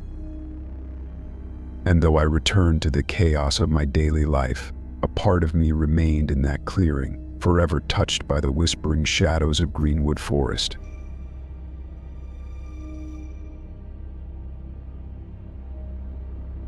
Story 14. Every night, the basement light turned on by itself. At first, I thought it was a wiring issue, a short circuit perhaps, or a faulty switch. The old house had its quirks, creaking floors and drafty windows, so a flickering light seemed just another item on the growing list of repairs. But as the days turned into weeks, the nightly occurrence became something more unsettling. It started the first week I moved in. Exhausted from unpacking, I'd collapse into bed only to see the soft glow of light seeping under the basement door across the hall. Each night I'd trudge down the creaky stairs to turn it off, finding nothing amiss but the stubbornly illuminated bulb. By the fourth night, frustration gave way to curiosity. Why did this light, and only this light, refuse to stay off? Determined to solve the mystery, I replaced the bulb and even installed a new switch, but the light persisted, defiantly glowing each night at precisely midnight. It was then I began to wonder if something deeper, something inexplicable, was at play. One evening, armed with a flashlight and a sense of wary determination, I decided to investigate further. I waited in the living room, watching the clock tick closer to midnight. As the minute hand aligned, the basement door creaked slightly, and the familiar glow beckoned. Descending the stairs, the air grew perceptibly colder, a common enough occurrence in basements, yet it felt as if it were laced with anticipation. I reached the bottom and flicked my flashlight around, the beam cutting through the darkness. That's when I noticed a faint outline of a door behind some old, dusty tarps in the far corner, previously unnoticed in my daytime explorations. I approached, heart pounding, and pulled the tarps aside, revealing a crude wooden door, its paint chipped and handle rusty. Curiosity overpowered my apprehension, and I opened it, the hinges groaning in protest. Beyond lay a small, hidden room, empty except for a makeshift bed, a thin mattress on a crude wooden frame, and a small table with a single chair. The room felt frozen in time, the air thick with the mustiness of decay. On the table, a dusty journal lay beside an old-fashioned oil lamp, its wick long since burned out. I picked up the journal, my hands trembling slightly as I leafed through the pages filled with tight, neat handwriting. The entries were dated back to the 1930s, a daily account of someone's life in this very house. The writer spoke of loneliness and sorrow, of being confined to the basement by an unloving family who was ashamed of a son born with deformities. He wrote of his only solace in the nights when he could sneak upstairs to look out the windows at the stars, the only beauty in his secluded world. As I read, a deep sadness washed over me, the weight of his isolation and despair palpable in every word. I realized the light wasn't just a mechanical malfunction, but perhaps something more poignant, a manifestation of his presence, his way of reaching out from the shadows of the past, still longing for recognition, for acknowledgement of his existence. I returned to the basement each night, reading more of the journal, getting to know the person who had once inhabited this hidden space. His name was Thomas, and through his writings, he became real to me, a friend from another era. His hopes, his fears, and his unfulfilled dreams filled the pages, and I felt a responsibility to him, a duty to ensure he was remembered. One entry, in particular, struck a chord. It was Thomas's wish for his story to be known, not to be forgotten as he had been in life. Moved by his words, I decided to share his story. I contacted a local historian, and together we preserved his journal and the story of his life. The hidden room was restored and included in a historical tour of the town, a testament to the unseen lives that weave through the fabric of every home. And as for the light, I left it as Thomas had intended. Every night it turned on, a soft beacon in the darkness. But no longer did it fill me with unease. Instead, it was a comforting glow, a reminder that Thomas was finally being seen, his existence acknowledged and his story told. His light continues to shine, a symbol of hope and a reminder that no one, no matter how overlooked or forgotten, should remain in the dark. Story 15. It was supposed to be a routine ride home, just like any other night. I boarded the last bus of the evening, the final run that snaked through the city's outskirts before veering towards the quieter, residential areas. The bus was nearly empty, just a few scattered passengers lost in their thoughts or their phones. I settled into a seat near the back, pulling out my book, the soft hum of the engine blending into the background of my weary consciousness. As the stops came and went, an unusual pattern began to emerge. At each stop, the bus doors would open and someone would get on, but curiously, no one ever got off. The new passengers were an odd assortment, silent, somber-faced individuals who took their seats without a glance or a nod to anyone else. With each addition, the atmosphere inside the bus grew heavier, tinged with an unspoken tension. I tried to focus on my book, but the strangeness of the situation nagged at me. I glanced around, my unease growing. The passengers all seemed disconnected, yet there was a palpable sense of purpose in their stillness. They stared straight ahead, their expressions unreadable in the dim overhead light.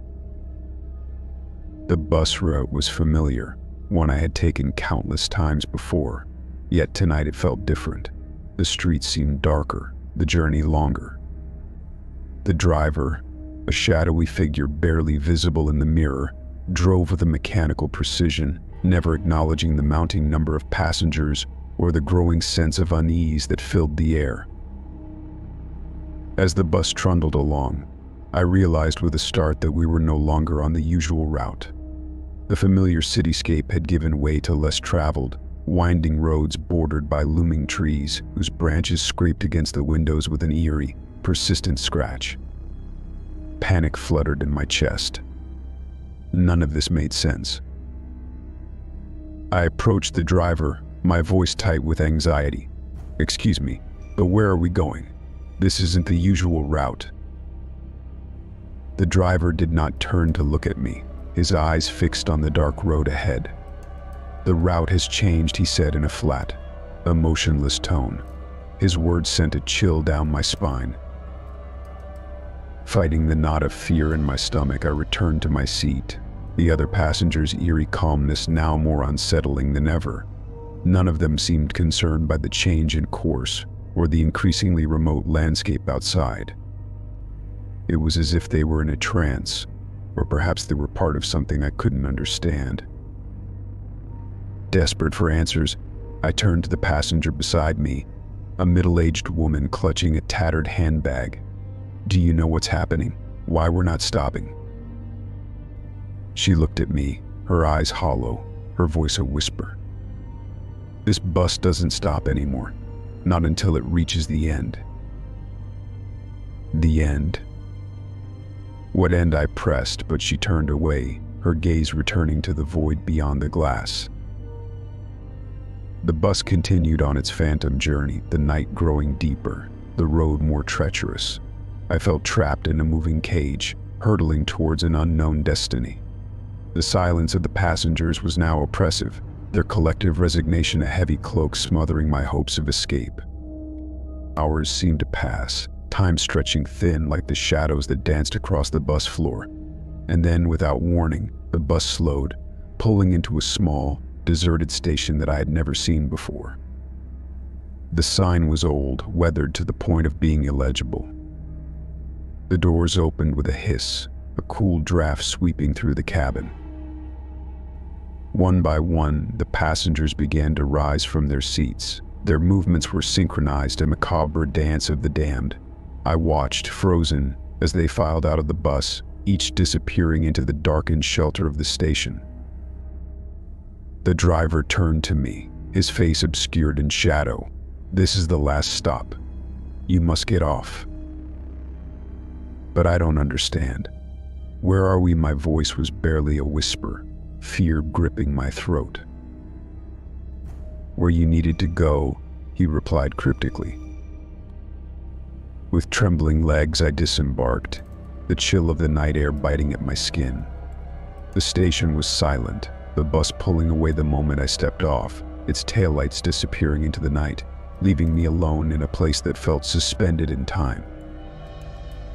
As I stood there, trying to make sense of what had happened, the first hints of dawn began to touch the sky.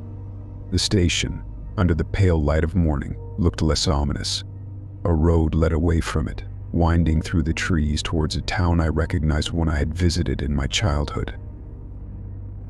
I walked, each step taking me further from the surreal nightmare of the night. When I finally reached the town, the morning bustle felt like a balm to my frazzled nerves. I was home, somehow, through some twist of cosmic fate, brought to a place that held fond memories, a place that promised a new beginning.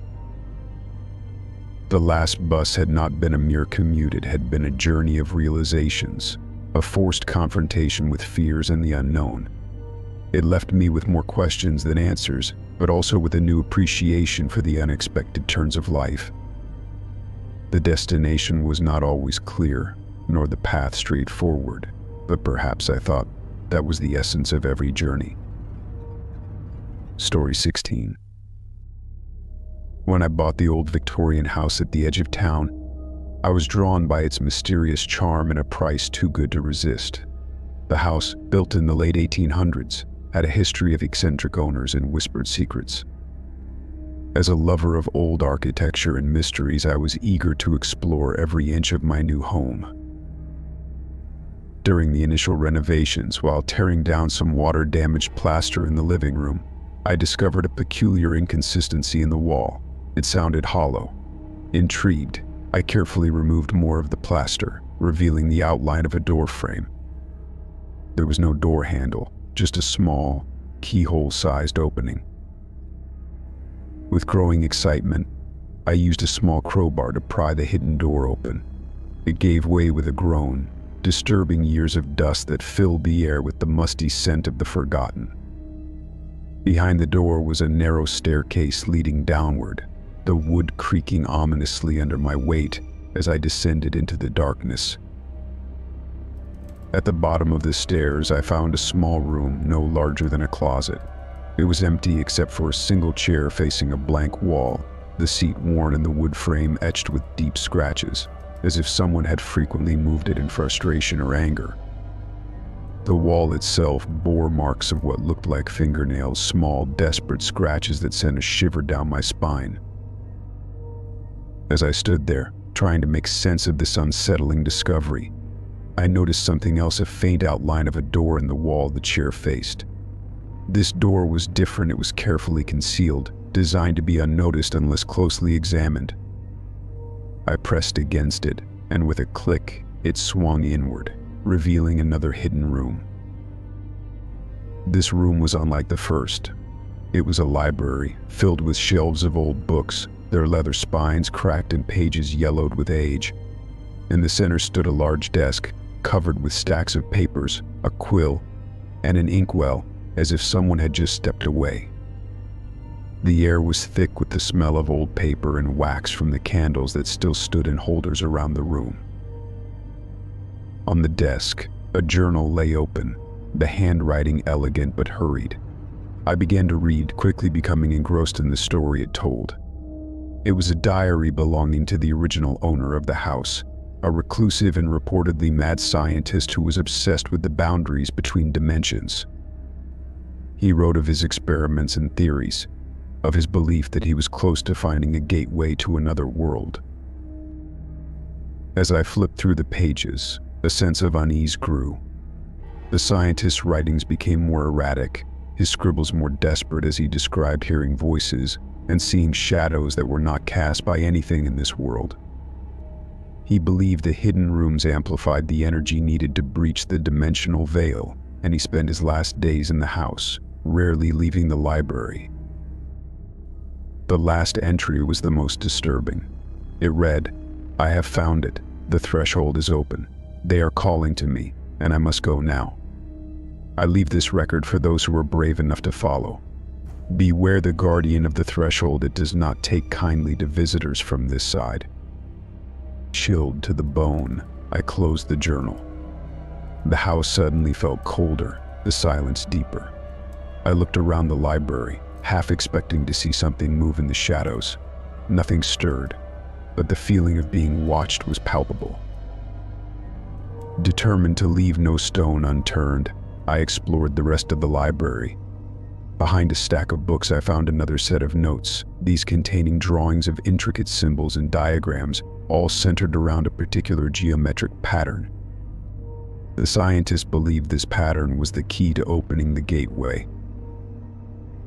As night approached, the room seemed to close in on me, the flickering shadows from my flashlight playing tricks on my eyes. I decided it was time to leave, to return with a clearer head and perhaps some company. Leaving the hidden rooms, I made sure to close the doors behind me, the click of the locks loud in the silence. Back in the light of the main house, the weight of what I had discovered lay heavy on my shoulders. In the days that followed, I did extensive research on the scientist and his theories, but found little to explain the reality of what was hidden beneath my home. The house seemed quiet, the usual creaks and groans of an old building now filled with sinister whispers of the past. Eventually, I opened the house to historians and paranormal researchers, their interest in the hidden library and its secrets bringing a flurry of activity to the once quiet rooms. Theories abounded, from breaks in the fabric of reality to hauntings by the troubled scientist himself, but no conclusive evidence was ever found. The hidden rooms became a local legend, a curious footnote in the town's history. As for me, I kept the doors locked, the rooms untouched as I continued to live in the house. Sometimes late at night, I would hear the faint sound of scratching of someone or something sitting in the chair facing the blank wall in that tiny first room, waiting for the gateway to open once more. And while part of me longed to delve deeper, to possibly step through the threshold myself, I heeded the scientist's warning. Some doors, once opened, might never be closed, and some secrets are better left hidden in the shadows. Story 17. As a journalist, I've always relied on my trusty voice recorder to capture interviews, thoughts, and sometimes the ambient sounds of wherever my stories take me. It was a normal part of my routine, but one peculiar incident transformed it from a simple tool into the centerpiece of a chilling mystery. It began on a breezy autumn evening. I had just returned from interviewing a local politician about the upcoming city council elections. The interview had gone well, recorded in the quiet of a quaint coffee shop. As I often did, I left the recorder on the table, capturing the background chatter and clinking cups to add life to the atmosphere of my piece. Later that night at home, I uploaded the audio file to my computer to transcribe. The politician's words were clear and articulate, just as I remembered. But as the interview ended and I was about to stop the playback, I heard something unexpected. The recorder had continued to run, capturing minutes of ambient coffee shop noise. Then, amidst the mundane sounds, a voice emerged, a voice that was unmistakably my own, yet I had no recollection of speaking further. The voice was whispering, barely audible over the background noise. I turned up the volume, straining to listen. The words were chilling. "Don't trust him. Watch your back." I sat back, puzzled and unnerved. The message was clear and distinct, but entirely out of place. I tried to recall the end of the interview, questioning whether I had spoken to someone else or recorded a note for myself and forgotten about it. Yet, nothing came to mind. Determined to understand the context, I reviewed all the recordings from that day. Everything was normal until the last few minutes. That whisper, that warning, was an anomaly.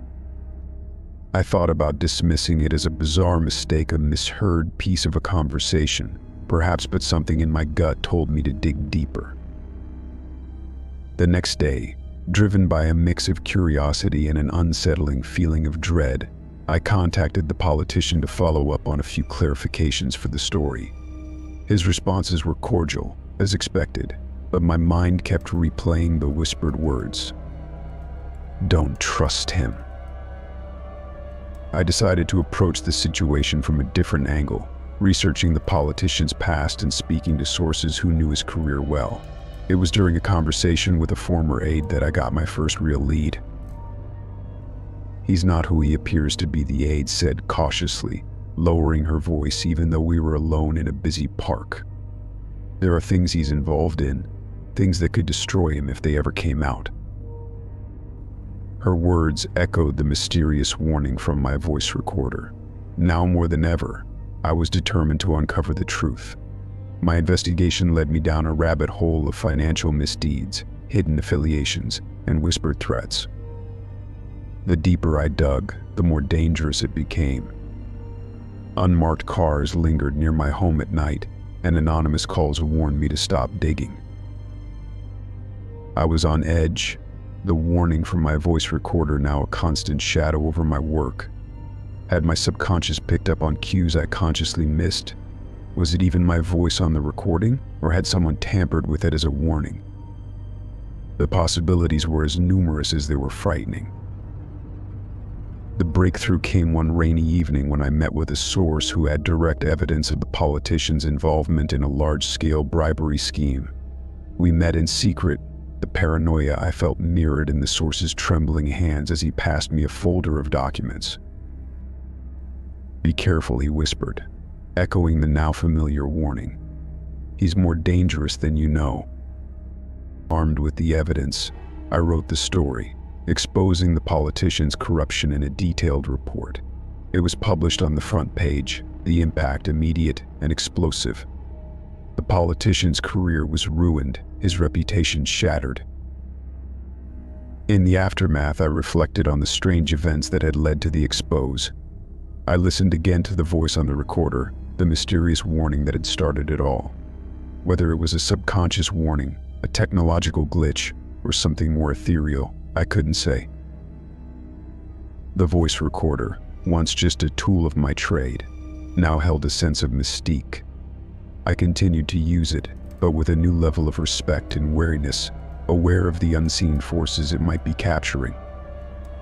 The incident had shown me that sometimes the truth is not just out there, it might be whispering directly into our ears, waiting for us to listen.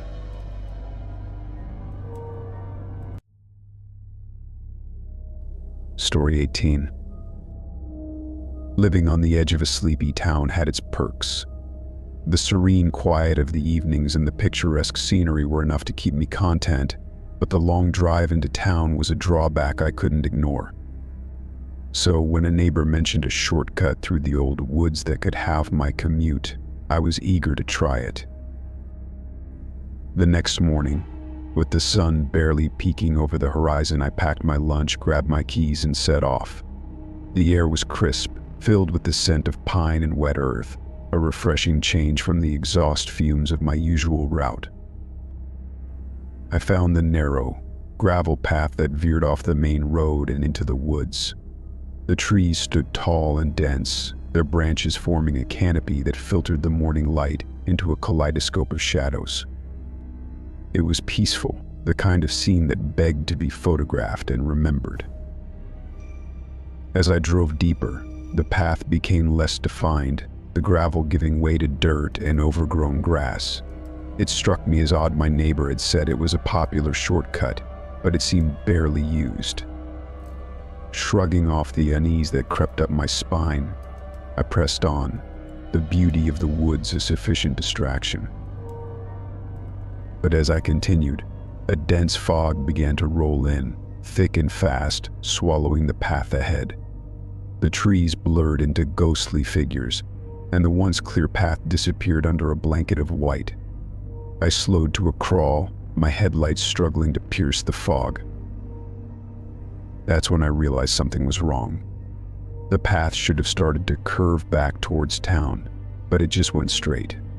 I checked my GPS, but it was no help, spinning wildly, unable to find a signal. A knot of worry formed in my stomach. I was lost. and the woods seemed to close in around me, tighter and more oppressive. I stopped the car, considering turning around, when I noticed that the trees seemed to move, inching closer when I wasn't looking directly at them. It was an absurd thought, one born of panic, I told myself. But the whisper of leaves and the creak of branches sounded almost like hushed voices, plotting quietly. Deciding against leaving the car, I drove on, hoping to find the end of the path or at least a place to turn around.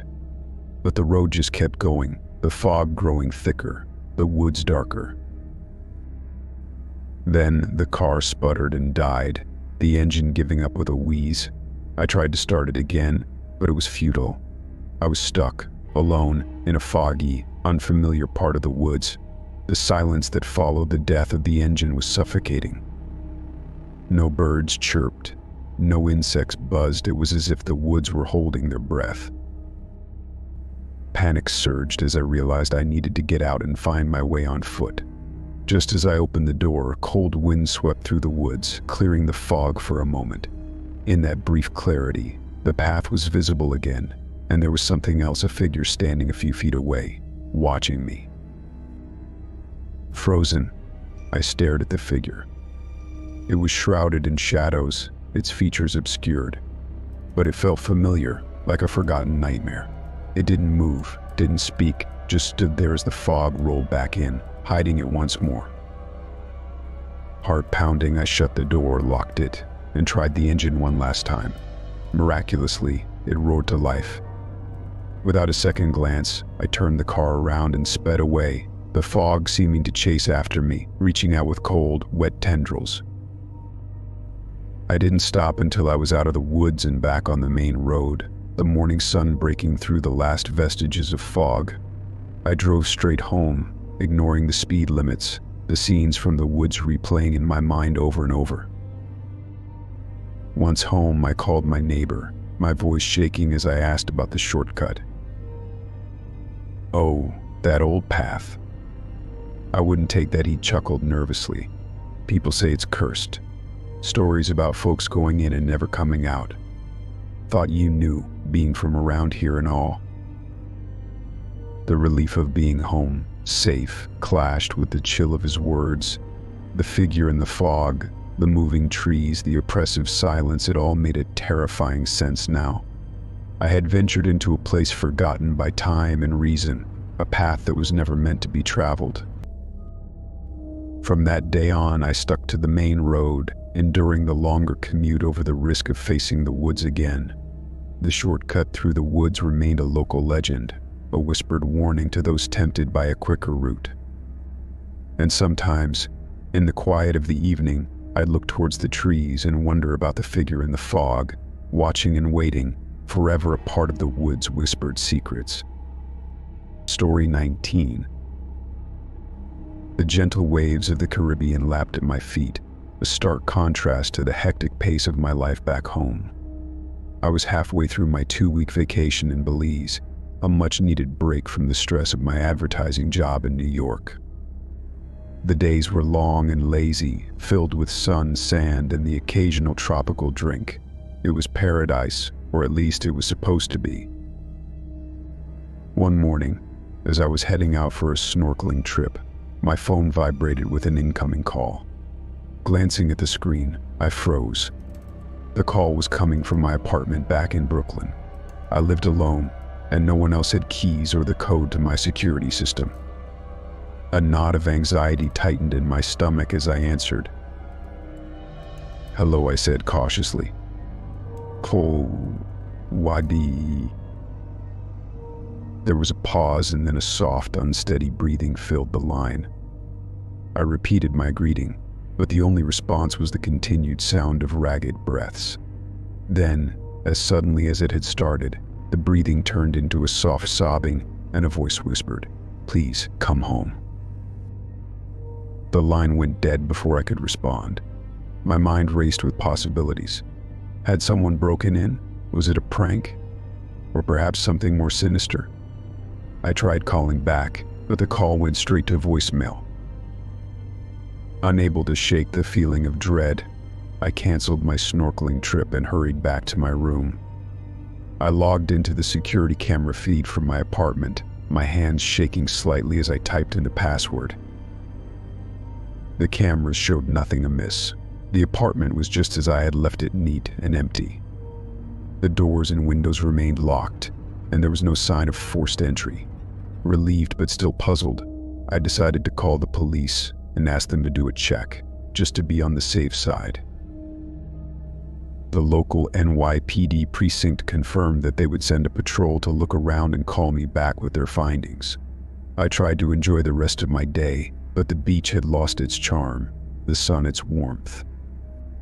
My thoughts were back in Brooklyn, in the cold, empty rooms of my apartment. Later that evening, as I was having dinner alone, my phone rang again. It was the police. They had checked the apartment and found nothing unusual. Everything was secure, and there was no evidence of any intruder. Could it have been a technical glitch the officer suggested when I explained the call? Maybe a cross line or something.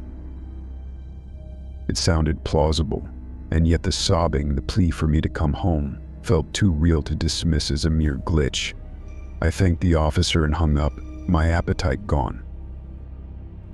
That night I lay awake, the ocean's calming roar unable to soothe my nerves. The call replayed over and over in my mind, each time more disturbing than the last. By morning I had made up my mind. I needed to go home. I changed my flight to leave the next day, the beauty of Belize now overshadowed by a compulsion to return to Brooklyn. The journey back was tense, each mile home stretching my anxiety taut. When I finally arrived at my apartment, it was evening. The building was quiet, the familiar hallway leading to my door more menacing than welcoming. I unlocked the door slowly, half expecting something to jump out. But there was nothing. The apartment was silent still. No signs of disturbance, no clues as to why I had received that mysterious call. I did a thorough check, inspecting each room, looking in closets, under beds, anywhere someone might hide. But there was nothing out of place. Exhausted and confused, I sat down on my sofa, trying to make sense of it all. That's when I noticed the blinking light on my old landline, a voicemail waiting. I rarely use the landline, having it only as a backup. Curious, I pressed play. The message was from 2 weeks ago, the day before I left for Belize. I listened, my blood turning cold as my own voice filled the room. Recorded the day I had called my parents to tell them about my trip. The message was mundane, a simple update, but it was what came after that chilled me to the bone. After a few seconds of silence, there was a whisper, barely audible. "Please don't leave me." It was the same voice, the same plea as the call I received in Belize. How was that possible? I had made that call, spoken those words to my parents. There was no whisper then, no sobbing. I replayed the message, the whisper clearer now in the quiet of my apartment. It was pleading, full of sorrow, a voice that sounded eerily like mine but distorted, as if from a great distance. The realization dawned on me slowly, a terrifying possibility that seemed as impossible as it was frightening. Had the house or something in it tried to communicate with me? Was there something here, attached to me or the apartment, that didn't want me to leave? I spent the night searching my apartment for any signs of paranormal activity, reading about the history of the building, looking for anything that might explain the impossible. But there was nothing, no history of hauntings, no tragic past. Despite the lack of evidence, the feeling of being watched, of not being alone, grew stronger. I couldn't shake the unease that settled over me like a shroud. In the end, I moved out, unable to feel at peace in the apartment. The calls stopped, and nothing followed me to my new place. But sometimes, when the night is still and the world is quiet, I wonder about that plea, that whisper in the dark. Was it real, or had I imagined it all? And on nights when the wind howls and the shadows deepen, I think of my old apartment, and I hope that whatever might still be there has found peace, just as I hope to find mine. Story 20. I had lived in my grandfather's old house for 3 months when I decided to tackle the attic. It was the last part of the house left untouched, a dusty space filled with trunks and boxes that time had forgotten. Grandfather had been an eccentric collector of odds and ends, his passions as varied as they were mysterious. Armed with a flashlight and a sense of curiosity, I climbed the creaky ladder into the attic one rainy afternoon. The air was thick with the smell of old wood and mothballs. Cobwebs draped over forgotten furniture, and stacks of yellowed newspapers created a labyrinth of memories. I began to sift through the boxes, finding old photographs, books in languages I couldn't understand, and myriad antiques. It was a historian's treasure trove, each item a snapshot of my grandfather's life and interests. Then, in the far corner of the attic, I noticed a trunk I hadn't seen before. It was larger and looked older than the others, its leather surface cracked and worn. Curious, I dragged it into the light and opened it. Inside was a collection of letters, all addressed to me. This was strange. I hadn't lived here until recently, and my grandfather had passed away before I moved in. The top letter had my name written in a shaky script. The ink faded. I opened it, and as I read, a chill ran down my spine. The letter was from my grandfather, dated just before his death. He wrote of a family secret, a legacy that was now mine to keep. The other letters, he explained, were from ancestors dating back centuries, each adding to the story, each sharing wisdom, warnings, and predictions.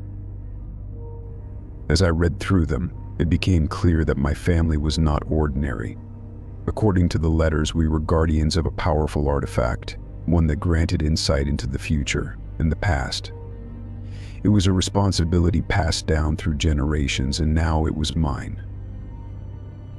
The final letter in the sequence was from a great aunt I had never met. She wrote of the artifact's last use, a prediction that had saved a village from disaster but at great personal cost. The power of the artifact, she warned, was not to be taken lightly. Intrigued and somewhat skeptical, I searched the trunk for the artifact. Beneath a false bottom, wrapped in an old velvet cloth, I found it a small, unassuming crystal orb. It was warm to the touch, and inside colors swirled like a living storm. I sat back, the orb in my hand, pondering the weight of what I had discovered. According to the letters, I could use the orb to see potential futures, but each use would exact a toll, a fragment of my life energy. The rain continued to tap softly against the roof as I contemplated. Could I bear such a burden? Was I ready to accept the responsibility that came with such power? Driven by a need to understand, I decided to try the orb just once. I focused on a simple question about the future, something harmless. The orb grew warm, then hot, and the colors inside accelerated. Suddenly a vision flashed before my eyes, clear, vivid, undeniable. I saw a small child in the street, about to be hit by a car. Then, a figure darted from the sidewalk, pushing the child to safety. The vision ended as quickly as it had begun, leaving me breathless and shaken. I knew, without a doubt, that it was a future that would come to pass unless I acted. The power of the orb was real. Days later, driven by the vision from the orb, I found myself at the location I had seen. Heart pounding, I waited, unsure of what would happen. Then, just as in my vision, a child chased a ball into the street. I was the figure from the vision. Without thinking, I rushed forward, pulling the child back just as a car screeched past. The child's mother thanked me, her eyes wide with fear and relief. As they walked away, I felt the toll of using the orb, a weariness that sank deep into my bones. I returned home, the orb's power no longer a curiosity but a heavy responsibility. I placed it back in its velvet cloth, locking it in the trunk. I wasn't sure if I would ever use it again, but I knew I had to protect it. The letters in the attic had changed everything.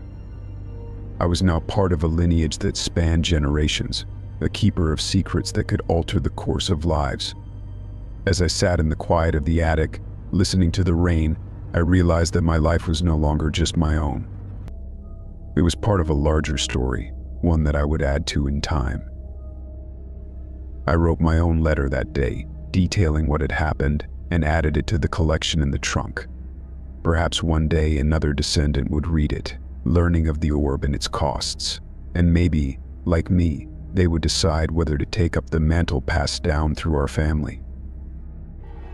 The responsibility was immense, but knowing I had the power to change things, for better or worse, was a form of empowerment. The legacy of my family was now mine to shape, in the shadows of the past and the light of future possibilities. Story 21.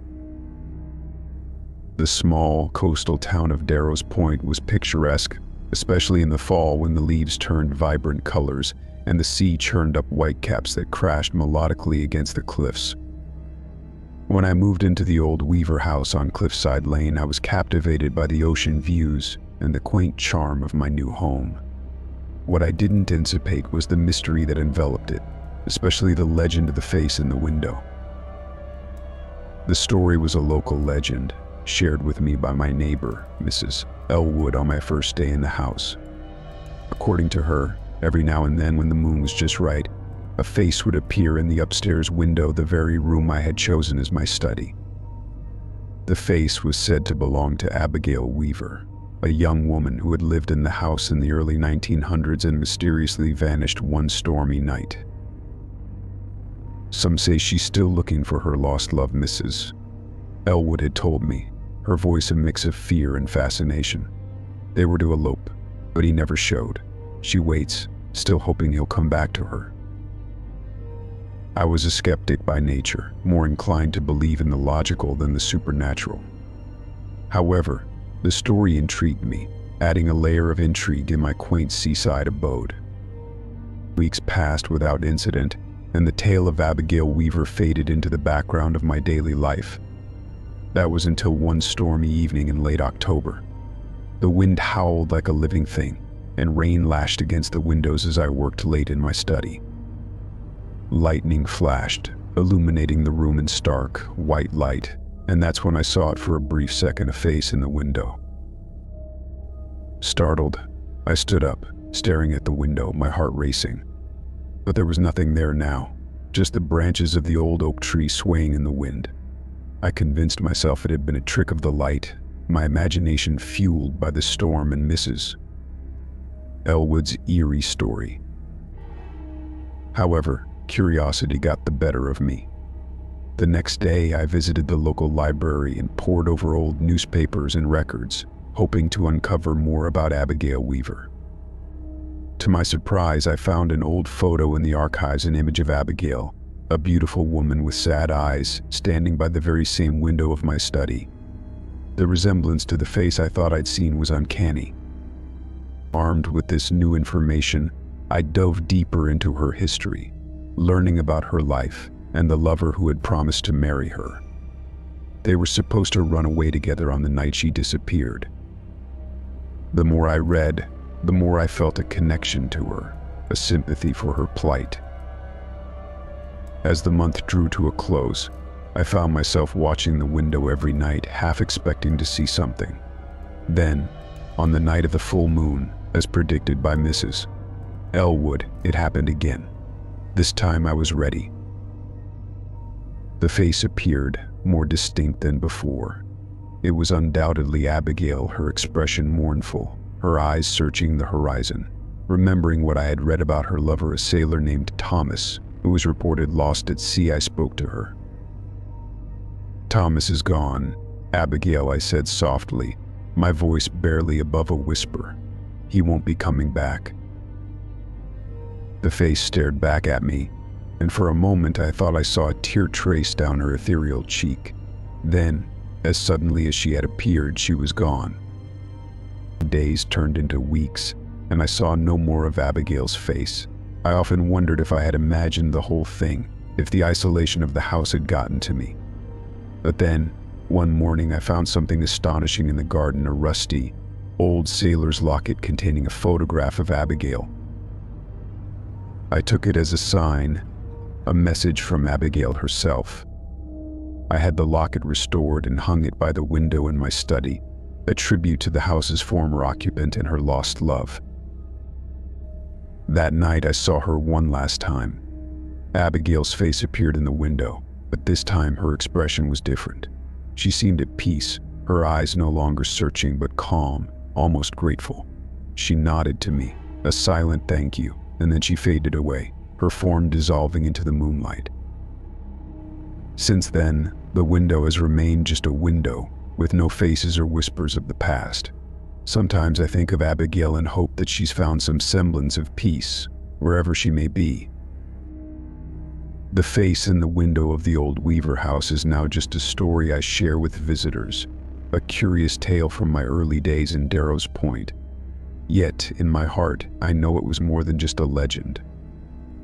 It was a reminder that love, loss, and longing can leave echoes that last long after the voices are silent, waiting for someone to remember, to understand, and perhaps to help find peace.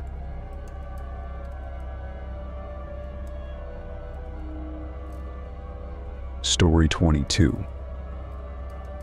The road stretched endlessly ahead, illuminated only by the flickering glow of my headlights. It was well past midnight, and fatigue had begun to gnaw at my senses. Each mile blurred into the next, a monotonous rhythm of asphalt and darkness. But amidst this desolate journey, there was a peculiar presence that refused to fade into the background. At first, I dismissed it as a trick of the tired mind. A hitchhiker, standing at the side of the road, thumb outstretched in a silent plea for assistance. Yet, as I pressed on, the figure seemed to reappear, unfazed by the passing of miles. It became a constant in the shifting landscape, a silent companion to my solitary drive. I never stopped, never slowed down to offer a ride. There was something unsettling about the hitchhiker, a sense of unease that nestled deep within my bones. Still, their presence remained, an enigma on the roadside. Hours stretched into eternity, and exhaustion gnawed at the edges of my consciousness. Yet, through the haze of weariness, I continued to glimpse the hitchhiker, their form a ghostly specter against the night. It was a relentless pursuit, a chase without end. And then, as suddenly as they had appeared, they were gone. The road stretched before me, empty and devoid of life. But the memory lingered, a haunting reminder of the long drive and the silent passenger who never truly left my side. As the miles rolled on, I found myself lost in a labyrinth of thoughts, trying to make sense of the inexplicable encounter. Who was the hitchhiker, and why did they haunt my journey? Was it merely a figment of my imagination, a manifestation of fatigue and solitude? Or was there something more sinister at play, lurking beneath the surface of the night? The road became my only solace, a familiar path leading me deeper into the heart of the unknown. With each passing mile, the memory of the hitchhiker grew more vivid, their presence like a shadow lingering at the edge of my consciousness. I tried to shake off the feeling, to bury it beneath layers of rationality, but it clung to me like a stubborn stain, refusing to be ignored. As dawn broke on the horizon, casting a soft golden glow over the landscape, I found myself at a crossroads. Should I continue on my journey, pushing forward into the uncertainty that lay ahead, or should I turn back, retracing my steps in search of answers that may never come? In the end, curiosity won out over fear, driving me ever onward into the depths of the unknown. With each passing mile, the world around me seemed to shift and warp, as if reality itself were unraveling at the seams. Strange sights and sounds filled the air, whispers of forgotten truths and hidden secrets that danced just beyond my grasp. And then, just when I thought I could go no further, I saw it. A flicker of movement at the edge of the road, a familiar figure standing in the shadows. The hitchhiker had returned, their presence a silent reminder of the mysteries that lay ahead, Without hesitation, I pulled over to the side of the road, offering them a ride into the unknown. For in that moment, I knew that our fates were intertwined, bound together by threads of fate and circumstance that stretched far beyond the reaches of the mortal realm. As we drove on into the rising sun, I felt a sense of peace wash over me, knowing that I was no longer alone in my journey. The road stretched out before us, a path of endless possibilities and infinite wonders waiting to be explored. And though the hitchhiker remained silent by my side, I knew that their presence was a comfort, a reminder that even in the darkest of nights, there is always a glimmer of light to guide us home. Story 23. Solitude was my companion in the quiet hours of the night. A solitary figure in a silent house, I often found myself lost in the whispers of my own thoughts. But amidst the stillness, there was a presence that refused to be ignored. It started with a whisper, barely audible against the backdrop of silence. My name, uttered softly from the depths of the other room, a siren call that pulled at the strings of my curiosity. At first, I dismissed it as a figment of my imagination, a trick of the mind in the lonely hours of the night. But the whispers persisted, growing louder with each passing night. I would find myself drawn to the source, compelled to seek out the origin of this ethereal voice. Yet, as I crossed the threshold into the other room, there was nothing but an icy chill that hung heavy in the air. It was as if the very essence of the room had been drained away, leaving behind only a void of emptiness. And still, the whispers echoed, bouncing off the walls in a haunting refrain. I searched every corner, every crevice, desperate for answers that remained just out of reach. But the source of the voice eluded me, a phantom in the night that refused to be captured. And so I resigned myself to the echo, a constant reminder of the unseen forces that lingered just beyond the edge of perception. In the quiet hours of the night, I would hear my name being called, a ghostly whisper that danced on the edge of consciousness. The night stretched on, each one bringing with it a new layer of uncertainty.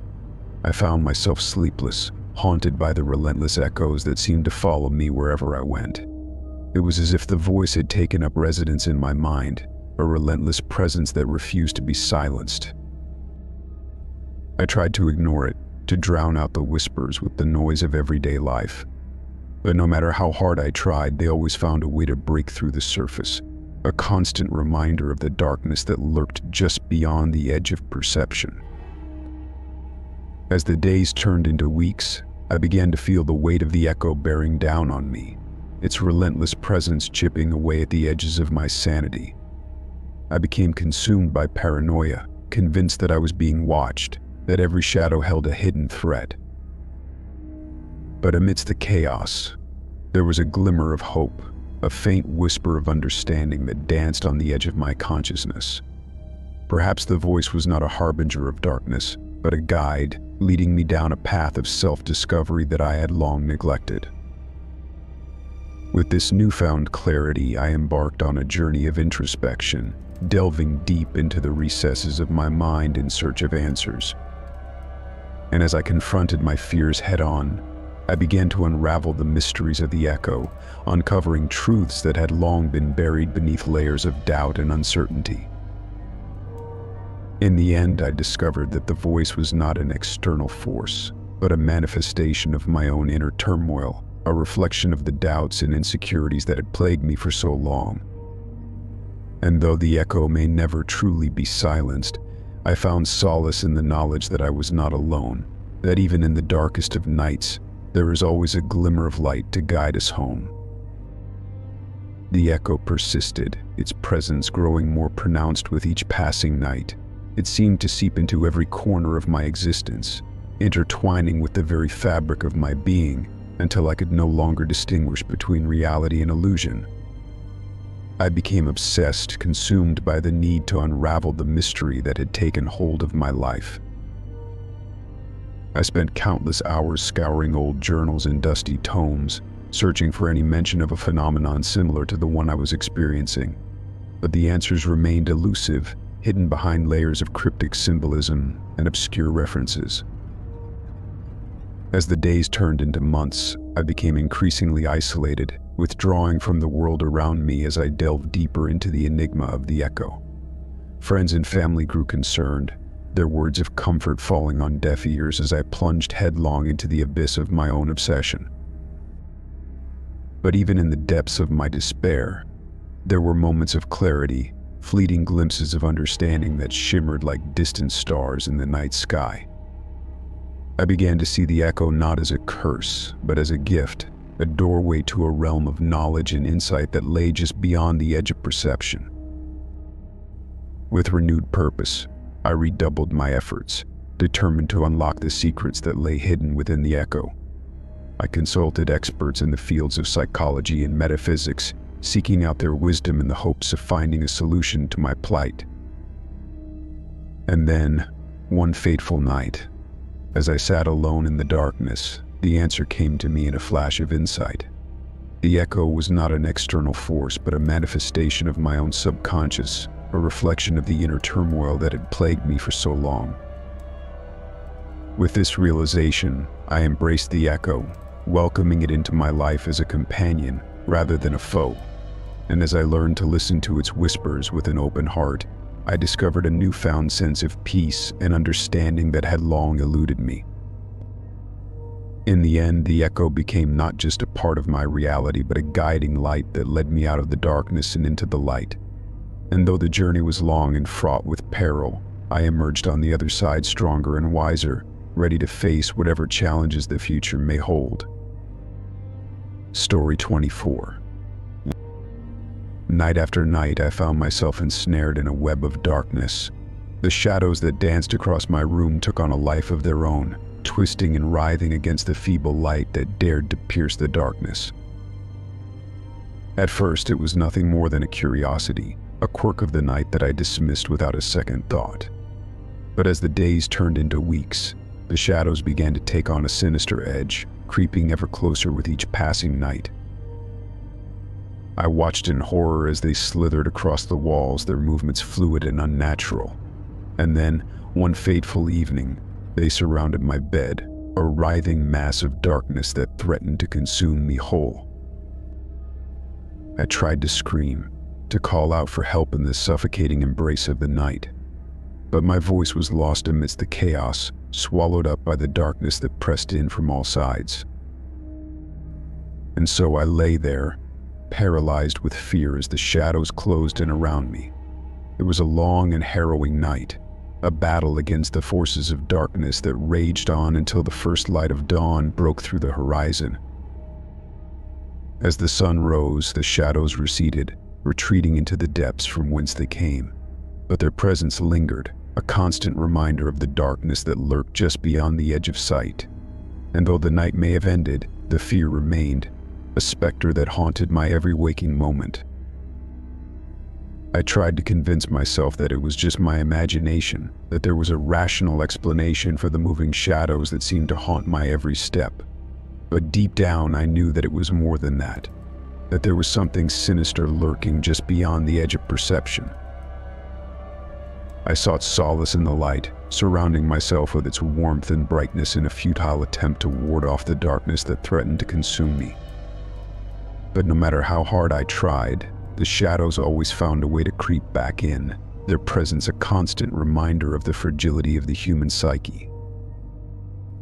In the end, I realized that the shadows were not external forces, but manifestations of my own fears and insecurities.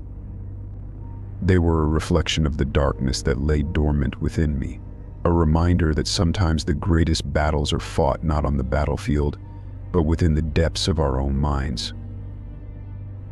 And so I faced my fears head-on, confronting the shadows that had plagued me for so long with a newfound sense of courage and determination. And though the road ahead may be fraught with peril, I take comfort in the knowledge that I am no longer alone, that even in the darkest of nights, there is always a glimmer of light to guide us home. As the days turned into weeks, my sleep became restless, plagued by nightmares of shadowy figures looming over me in the dead of night. I would wake in a cold sweat, heart pounding in my chest as I struggled to shake off the lingering sense of dread that clung to me like a shroud. But despite my best efforts, the shadows continued to haunt me, their presence an ever-present reminder of the darkness that lurked within my own mind. It was a battle that I fought alone, a solitary struggle against the forces of fear and uncertainty that threatened to consume me whole. And yet, even in the darkest of nights, there was a glimmer of hope, a flicker of light that refused to be extinguished. It was a small voice, barely audible above the cacophony of doubt and despair, but it was enough to keep me going, to remind me that I was stronger than the shadows that sought to drag me down into the abyss.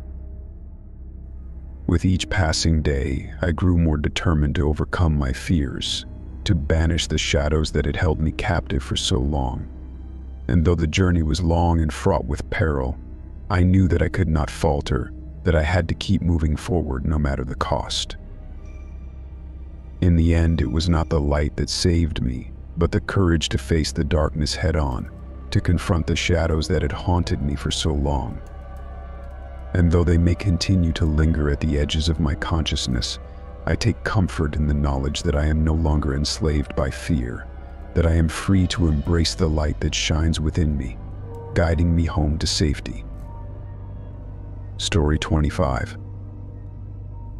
As the soft light of dawn filtered through the curtains, I awoke to the familiar ache in my heart. It had been months since my beloved dog Max had passed away, yet the pain of his absence remained as raw as ever. With a heavy sigh, I dragged myself out of bed, the memories of our time together flooding my mind like an unstoppable tide. Max had been more than just a pet. He had been my constant companion, my confidant, my source of joy in times of sorrow. His playful antics and unwavering loyalty had woven themselves into the fabric of my life, leaving an indelible mark on my soul. But now he was gone, leaving behind nothing but a gaping void in his wake. I had tried to move on, to fill the emptiness with work and distractions, but no matter how hard I tried, I couldn't shake the feeling that a part of me was missing. At first, I dismissed the signs as nothing more than wishful thinking, a desperate attempt to hold on to a love that had slipped through my fingers. But as the days turned into weeks, the evidence became harder to ignore. It started with little things, a faint scratching at the door, a jingle of his collar in the dead of night. At first, I brushed them off as mere coincidences, the product of an overactive imagination. But as the days passed, the signs grew more frequent, more undeniable. I would find food in his bowl, freshly poured as if by some unseen hand. And in the quiet moments of the night, I would hear the faint echo of a bark, a reminder of the joyous spirit that once filled my home. At first, I was terrified. The idea of Max's spirit lingering in our home filled me with a mixture of awe and dread. But as the days turned into weeks, I began to find solace in his unseen presence. It was a bittersweet comfort, a reminder that though he may be gone, his memory would live on forever in the walls of our home. And so, I welcomed his unseen presence, a silent companion in the lonely hours of the night. But as time passed, the signs grew more frequent, more pronounced. It was as if he had never left, his spirit bound to this world by an unbreakable bond of love. I found myself talking to him as if he were still there, pouring out my heart to him in the quiet moments of the night. And though others may scoff at the notion of an unseen pet, I knew the truth in my heart. For in the quiet moments of the night, I could feel his presence beside me, a loyal friend until the end of time. I began to notice other changes as well, subtle shifts in the atmosphere, strange occurrences that defied explanation. Objects would move of their own accord. Doors would creak open and shut without warning. At first, I was terrified, convinced that Max's spirit was trying to communicate with me from beyond the grave. But as I watched these phenomena unfold, I began to realize that there was something else at play, something far more sinister than the spirit of my beloved pet. I began to sense a malevolent presence lurking in the shadows, a dark force that seemed to feed off the energy of our grief. I tried to ignore it, to convince myself that it was just my imagination running wild, but deep down I knew that something was terribly wrong. I sought solace in the company of friends and family, hoping that their presence would chase away the darkness that threatened to consume me. But no matter how hard I tried, I couldn't shake the feeling that I was being watched, that something sinister was lurking just out of sight. I tried to push aside my fears, to convince myself that it was all just a trick of the mind. But deep down, I knew that something was terribly wrong. And then, one night, it happened. I awoke to the sound of frantic barking, the unmistakable sound of Max's voice echoing through the darkness. Heart pounding, I stumbled out of bed, following the sound to the source. And there, in the dim light of the hallway, I saw a shadowy figure lurking in the corner, its eyes glowing with an otherworldly light. Terrified, I stumbled backwards, the realization dawning on me with sickening clarity. This wasn't Max's spirit, it was something else entirely, something far more sinister. With a newfound sense of urgency, I reached for the light switch, flooding the hallway with light. But when I turned back, the figure was gone, leaving behind nothing but a lingering sense of dread. I knew then that I couldn't stay in that house any longer, that I had to leave before whatever darkness had taken root there consumed me whole. Gathering my belongings, I fled into the night, leaving behind the memories of a life once lived, a life now haunted by the specter of an unseen pet.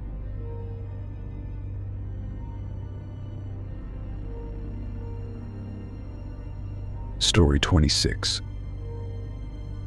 The old house stood stoic and imposing, a relic of a bygone era nestled amidst the encroaching embrace of nature. Its once grand facade now weathered and worn, windows boarded up like eyes shut tight against the world. Despite its decrepit state, there was an undeniable allure to its abandoned presence, an invitation to explore the secrets hidden within its silent halls.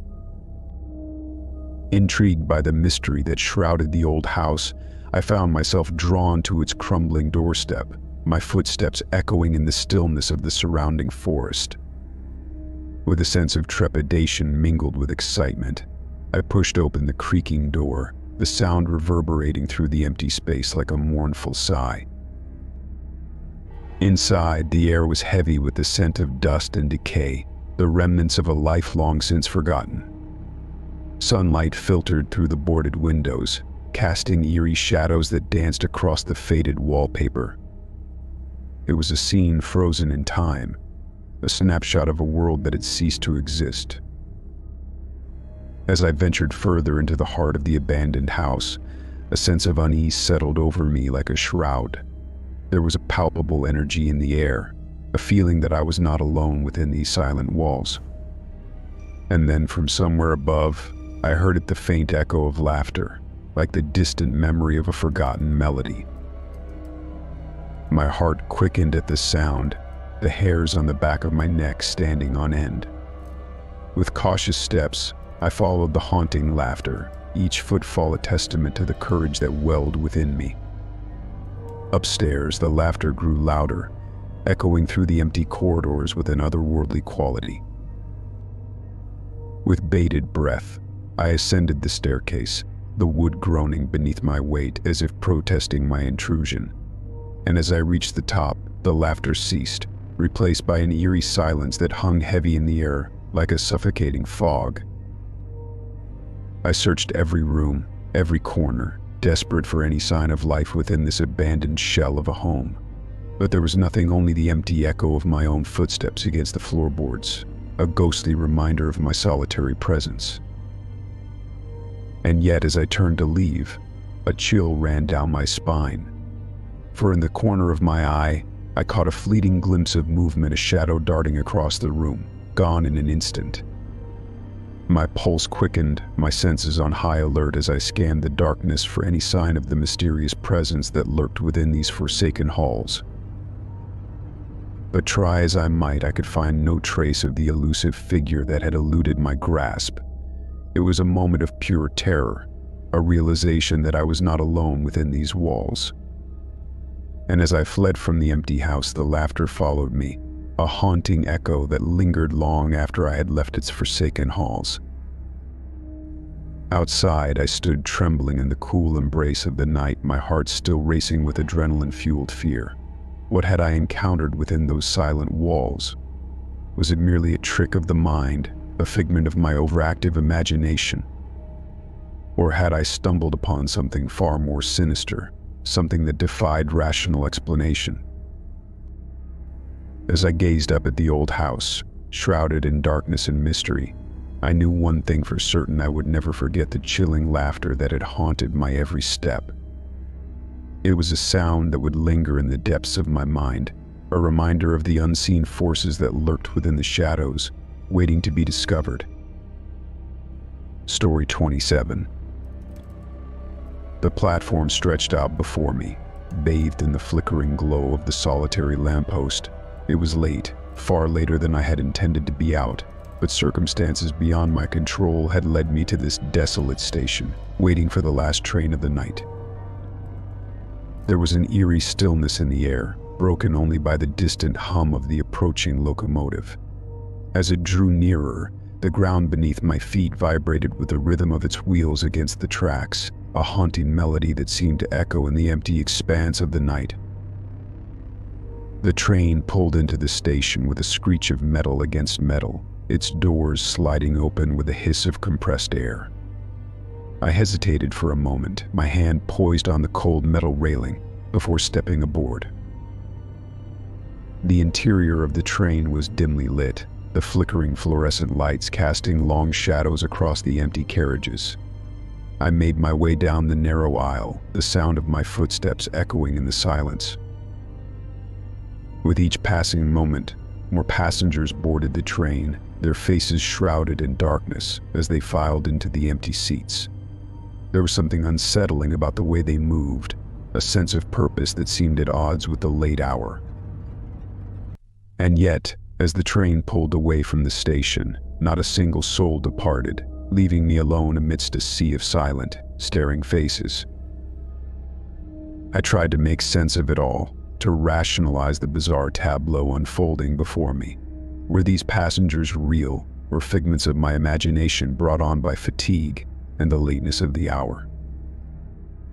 But the more I searched for answers, the further I seemed to drift from the realm of reason. It was as if I had stumbled into a waking nightmare, trapped in a world where logic and reality held no sway. As the train rattled on, I found myself drawn to the faces of my fellow passengers, searching for some clue, some sign of recognition in their blank expressions. But they stared back at me with empty eyes, their features frozen in a mask of indifference. It was a journey into the unknown, a descent into madness that left me trembling in the darkness. With each passing moment, I felt myself slipping further and further away from the world I knew, lost in a labyrinth of uncertainty and fear. And as the train hurtled towards its final destination, I knew that I would never be the same again. For in the silent gaze of my fellow passengers, I saw something that chilled me to the core, a reflection of my own innermost fears, staring back at me from the depths of the night. Was this some twisted manifestation of my subconscious, a manifestation of the doubts and insecurities that haunted my every waking moment? Or was there something more sinister at play, some malevolent force guiding me towards an inevitable and terrifying fate? I tried to push aside these thoughts, to focus on the task at hand, but the weight of their gaze bore down upon me like a suffocating blanket. I felt as if I were drowning, consumed by a sense of dread that threatened to overwhelm me. And then suddenly the train lurched to a halt, its brakes screeching in protest against the tracks. I stumbled forward, catching myself on the back of a nearby seat, my heart pounding in my chest. The doors slid open with a hiss of compressed air, revealing a desolate landscape bathed in the sickly glow of the moon. I stepped out onto the platform, the cool night air washing over me like a wave. And as the train pulled away into the darkness, leaving me alone amidst the empty expanse of the night, I knew that I had reached the end of my journey. But whether it was the end of my journey or the beginning of something far more sinister, I could not say.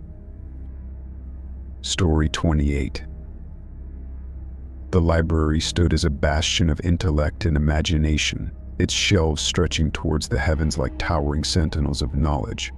Every inch of its vast expanse was filled with books, each one a gateway to a world of possibility and discovery. And yet, amidst the familiar rows of leather-bound tomes and dog-eared paperbacks, there was a mystery that remained hidden from prying eyes. It was by chance that I stumbled upon it. A faint glimmer of light caught my eye, beckoning me towards a corner of the library that seemed untouched by the passage of time.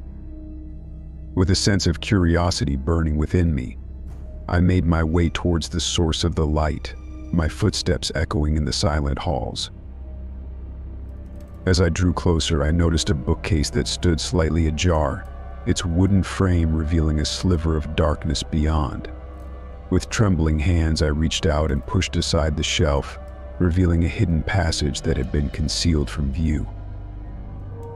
The air in the passage was cool and musty, the scent of old paper and dust mingling with the faint aroma of something long forgotten.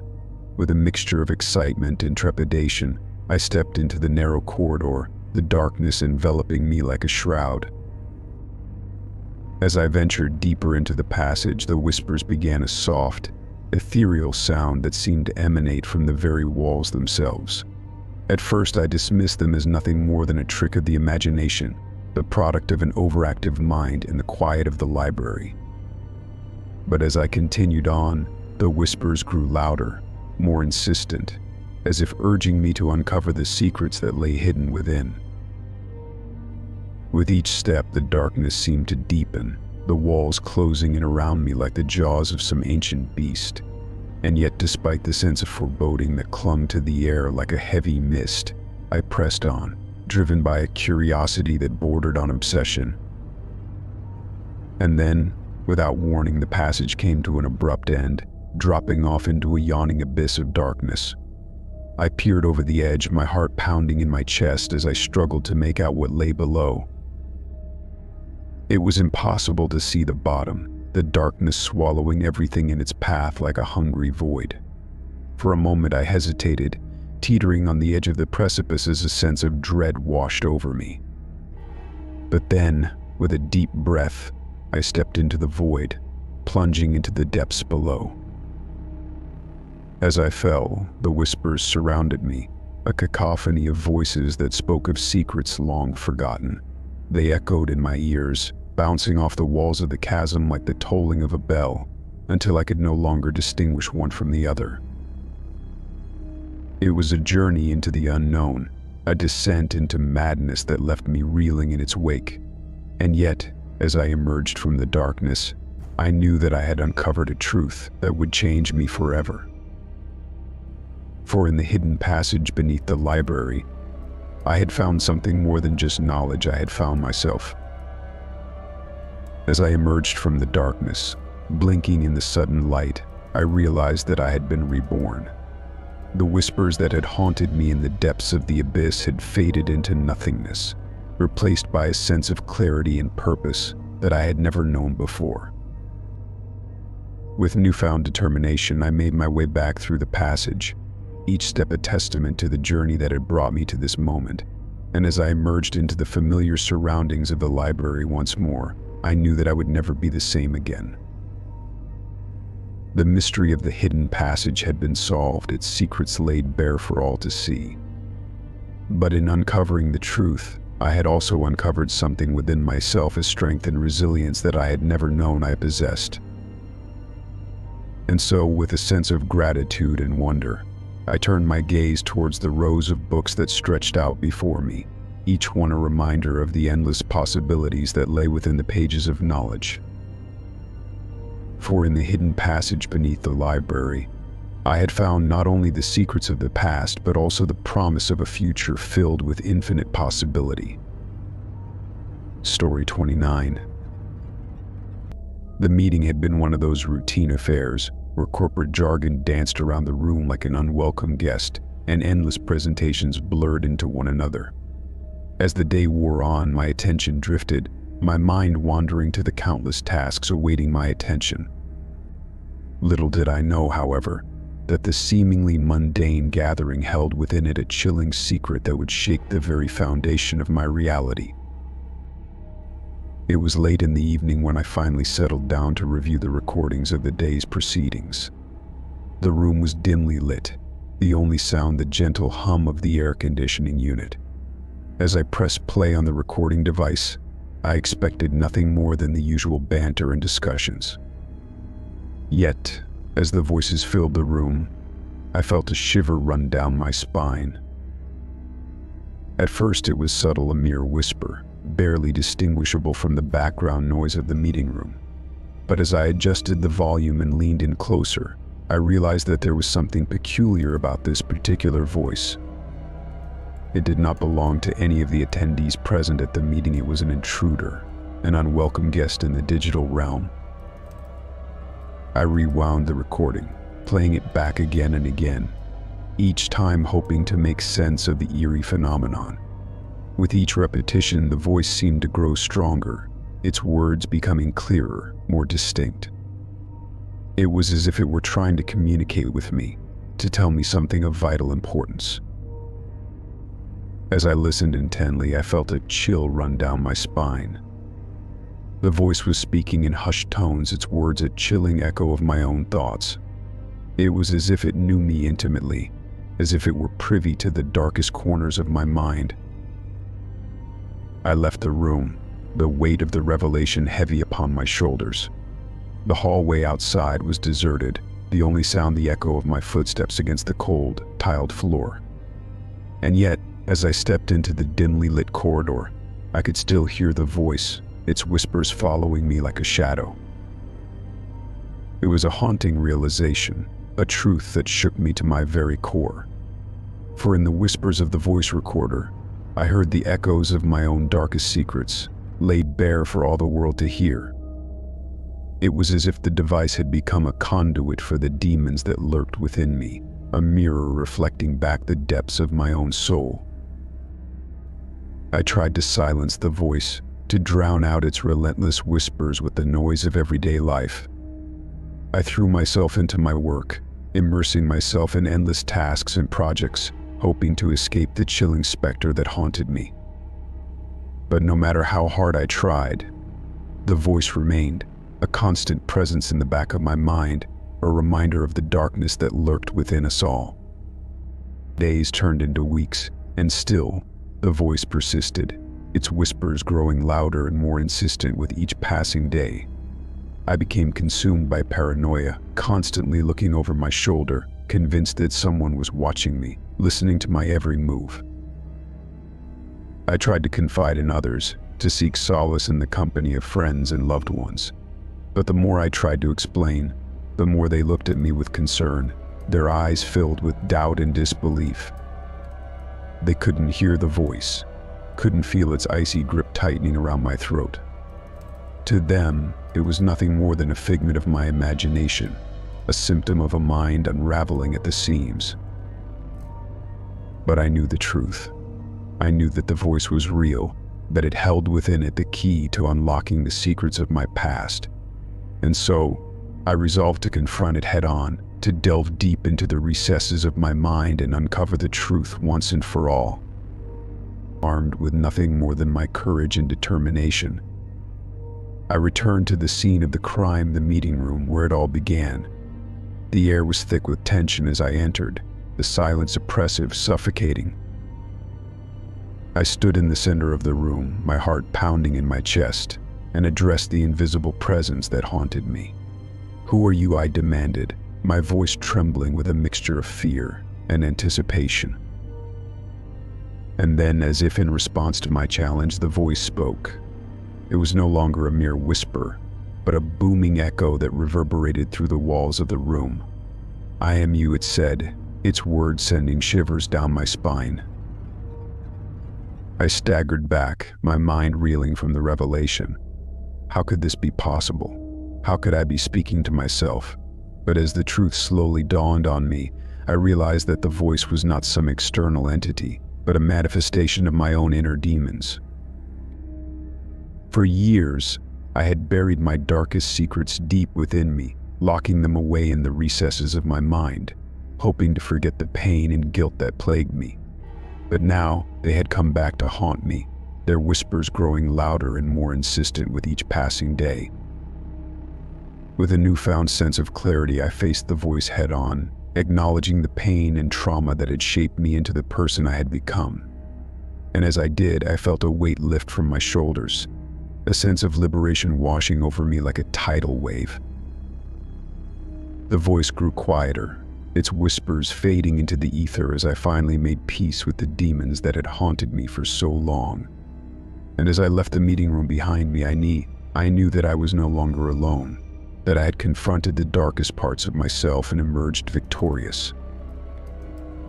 The journey had been long and arduous, filled with twists and turns, but in the end, I had prevailed, and though the scars of the past would always remain, I knew that I was stronger for having faced them head-on, that I was ready to embrace the future with open arms. Story 30. As the morning sun cast dappled shadows through the canopy above, I found myself standing at the edge of the woods, mesmerized by the mysterious allure of the forest. The scent of pine mingled with the earthy aroma of damp soil, and a chorus of birdsong filled the air, beckoning me to explore further.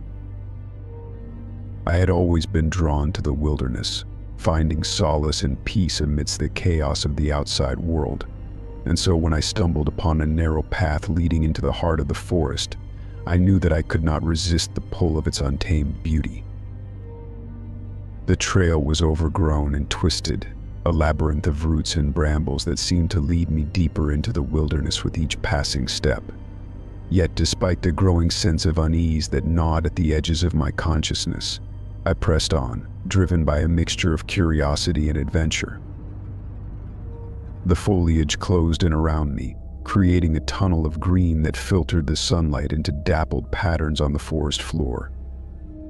Every now and then I caught glimpses of wildlife darting through the underbrush, a flash of fur here, a rustle of leaves there, but for the most part I was alone with my thoughts and the quiet whisper of the wind.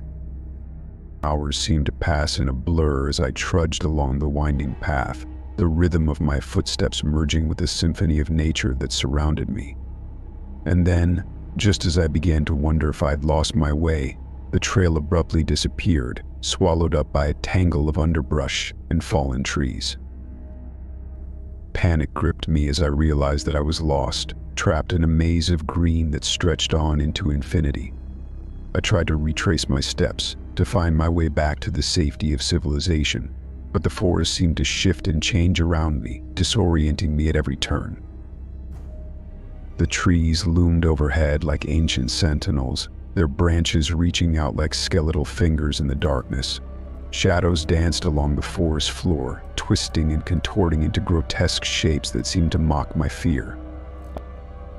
I stumbled through the undergrowth, my heart pounding in my chest as I fought to keep the rising tide of panic at bay. Every rustle of leaves, every snap of a twig sent a shiver down my spine, and I found myself wondering if I would ever escape the clutches of the forest. But then, just when it seemed that all hope was lost, a faint shaft of light appeared on the horizon, a beacon of hope amidst the darkness. With renewed determination, I forged ahead, pushing through the thicket until at last I emerged into the clearing beyond. The sunlight was blinding after the dimness of the forest, and I shielded my eyes against its glare as I took in my surroundings. I was standing on the edge of a vast meadow, the grass swaying gently in the breeze, as far as the eye could see. In the distance, I could see the outline of a road winding its way through the countryside, and I felt a surge of relief wash over me.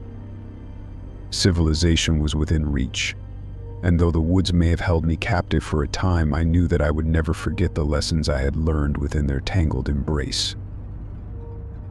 As I made my way back to the safety of civilization, I couldn't help but reflect on the journey I had undertaken. The forest had tested me in ways I never thought possible, pushing me to the brink of despair before offering me a lifeline in the form of that faint shaft of light. But despite the fear and uncertainty that had gripped me, I knew that I would always cherish the memories of my time in the woods, for in the heart of darkness I had found a glimmer of hope, a reminder that even in the most desperate of circumstances, there is always a way forward.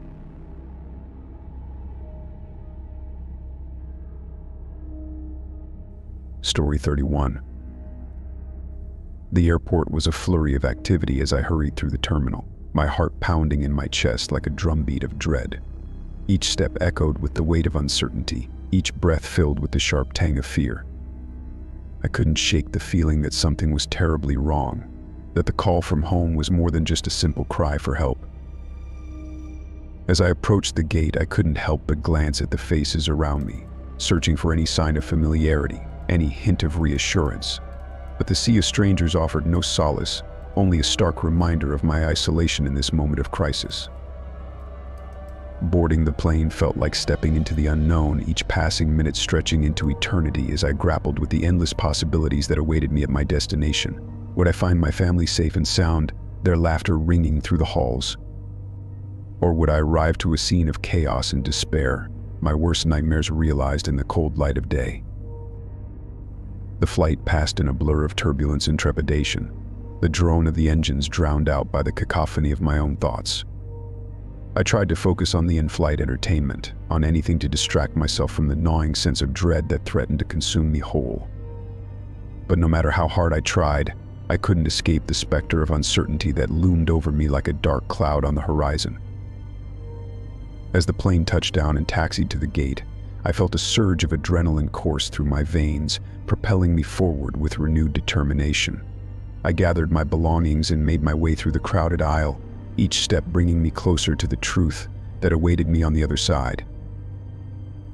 Exiting the airport, I hailed a cab and gave the driver the address of my family home, the familiar streets passing by in a blur of motion and memory. But as we neared our destination, a sense of foreboding settled over me like a heavy blanket, casting a pall of darkness over the once familiar landscape. When we finally arrived, I paid the driver and stepped out onto the sidewalk, my heart pounding in my chest like a drumbeat of dread. The house loomed before me, its windows dark and silent, a stark contrast to the warm glow of welcome that I had always associated with home. With trembling hands, I reached for the key and unlocked the front door, the hinges creaking in protest as I stepped inside. The air was heavy with the scent of neglect, the familiar surroundings now tinged with an eerie sense of abandonment. "Hello," I called out, my voice echoing through the empty halls like a ghostly whisper. But there was no answer, only the hollow silence of a house devoid of life. I searched every room, every corner, every crevice, my heart sinking with each passing moment. But there was no sign of my family, no trace of the life that I had left behind. And then, just as despair threatened to consume me whole, I heard the sound of someone crying in the living room, a desperate plea for help that sent shivers down my spine. With a newfound sense of urgency, I rushed towards the source of the sound, my footsteps echoing through the empty house like a drumbeat of dread. And then, as I rounded the corner, I saw her, my mother, huddled on the floor, tears streaming down her face as she clutched a faded photograph in her trembling hands. "Mom," I whispered, my voice barely audible above the sound of her sobs. She looked up at me, her eyes filled with a mixture of relief and anguish. "Oh, thank God you're here," she whispered, her voice hoarse with emotion. "It's your father, he's gone." Gone. The word hung in the air like a death knell, a stark reminder of the fragility of life and the inevitability of loss.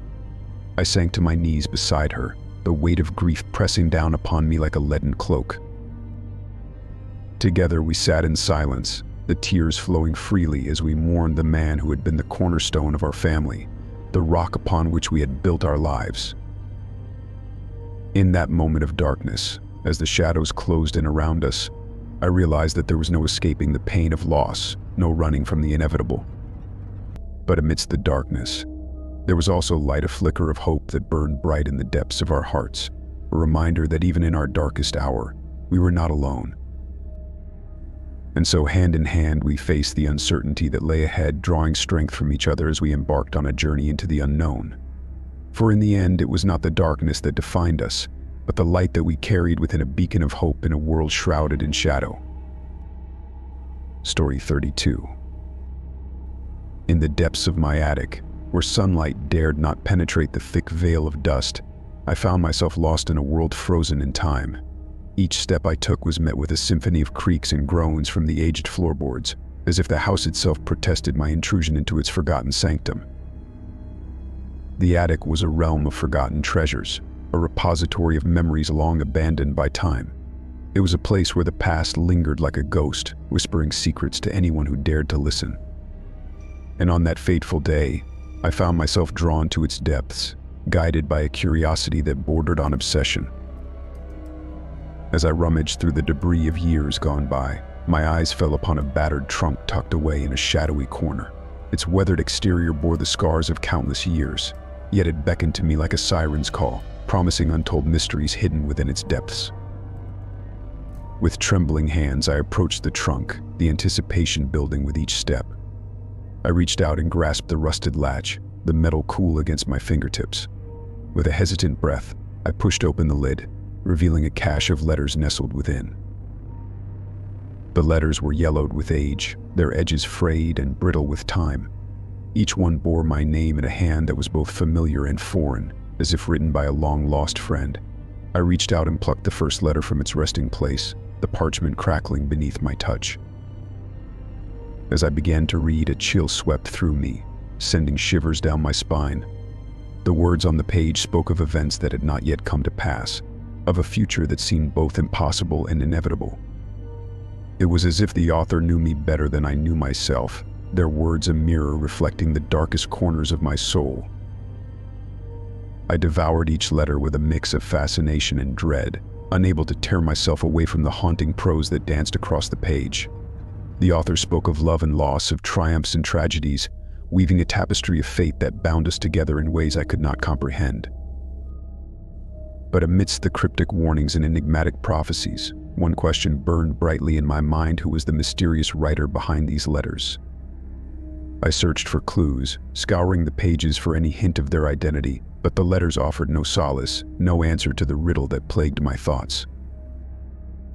And so, I delved deeper into the mystery, losing myself in a labyrinth of forgotten memories and hidden truths. Each letter I read brought me closer to the heart of the enigma, yet the answers remained tantalizingly out of reach. Days turned into weeks, and still, I remained ensnared by the mystery of the attic find. I pored over each letter with a feverish intensity, desperate to unlock the secrets they held within. But the more I searched, the more elusive the truth became, slipping through my fingers like sand. And then, one fateful night, as I sat alone in the dim light of the attic, a revelation struck me like a bolt of lightning. The answers had been there all along, hidden in plain sight amidst the tangled web of words and whispers. I rifled through the letters with renewed purpose, piecing together the puzzle with a clarity that bordered on madness. And as the pieces fell into place, I gasped in disbelief, for the truth that had eluded me for so long now stared back at me with unblinking eyes. The letters were not the ramblings of a madman, nor the fantasies of a deluded mind. They were a gift, a warning from a future that had yet to unfold, a future that I alone had the power to shape. With newfound determination, I vowed to heed the words of the mysterious writer, to embrace the twists and turns of fate with open arms. For in the attic find I had discovered a truth that transcended time itself, a truth that would guide me on a journey of self-discovery and redemption. And as I closed the lid on the trunk, the weight of the letters pressing against my chest, I knew that my life would never be the same again. For in that moment I had become the keeper of secrets, the guardian of destinies, bound forever to the legacy of the attic find. Story 33. In the stillness of the night, when the world slumbered and the streets lay shrouded in darkness, I would often find myself drawn to the window. It was a habit born of restlessness, a desire to escape the confines of my own thoughts and lose myself in the quiet solitude of the night. But night after night, as I gazed out into the empty expanse beyond, I began to notice something, a faint glimmer amidst the shadows, a flicker of movement that sent shivers down my spine. And there, across the street, amidst the veil of darkness, I saw the face. Pale and ethereal, it watched me with an intensity that bordered on obsession. Its features were blurred, like a portrait painted in watercolors, yet its eyes burned bright with a haunting light that pierced the darkness. At first, I dismissed it as nothing more than a trick of the light, a figment of my overactive imagination in the quiet hours of the night. But as the days turned into weeks, the face remained a silent sentinel in the darkness, its presence a constant reminder of something unseen and unknown. With each passing night, its gaze grew more intense, its eyes following my every move with a relentless determination that sent chills down my spine. Unable to ignore the eerie presence any longer, I set out to uncover the truth behind the mysterious apparition. The house across the street stood abandoned, its windows shattered and its walls crumbling with age. It was a relic of a forgotten past, a ghostly reminder of days long gone. With a sense of trepidation, I ventured inside, the echoes of my footsteps reverberating through the empty halls. The air was heavy with the scent of decay, and yet, amidst the desolation, there was a presence that refused to fade away, a ghostly figure that lurked just beyond the edge of sight. I followed the trail of broken glass and debris, my heart pounding in my chest as I approached the window from which the face had watched me.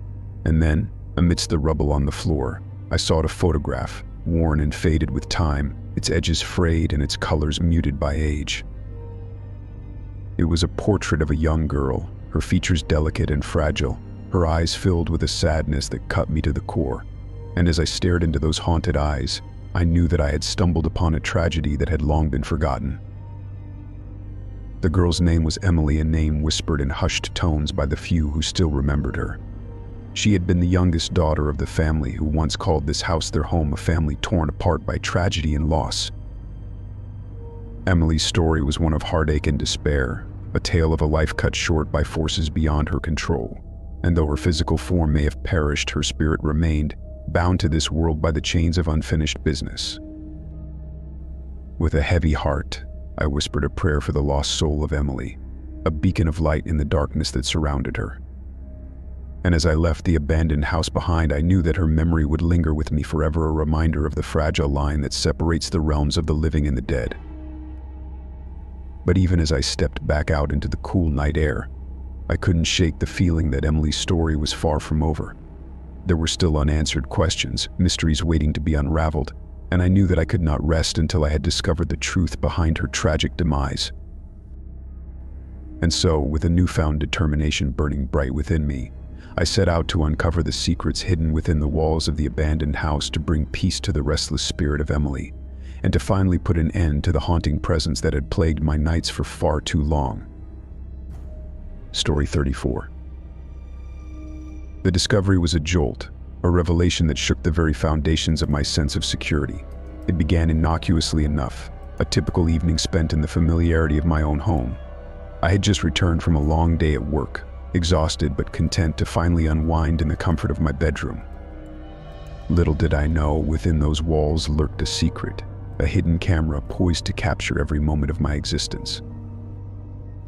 I remember the moment vividly, the instant my eyes fell upon the tiny lens nestled amidst the clutter on my bedside table. At first I thought nothing of it, dismissing it as a stray object mistakenly left behind. But as I reached out to inspect it closer, a chill ran down my spine. This was no ordinary device, it was a surveillance camera, concealed with malicious intent. The questions flooded my mind, each more unsettling than the last. Who could have planted such a thing in my home? How long had it been there, silently watching and recording my every move? And most importantly, what purpose did it serve?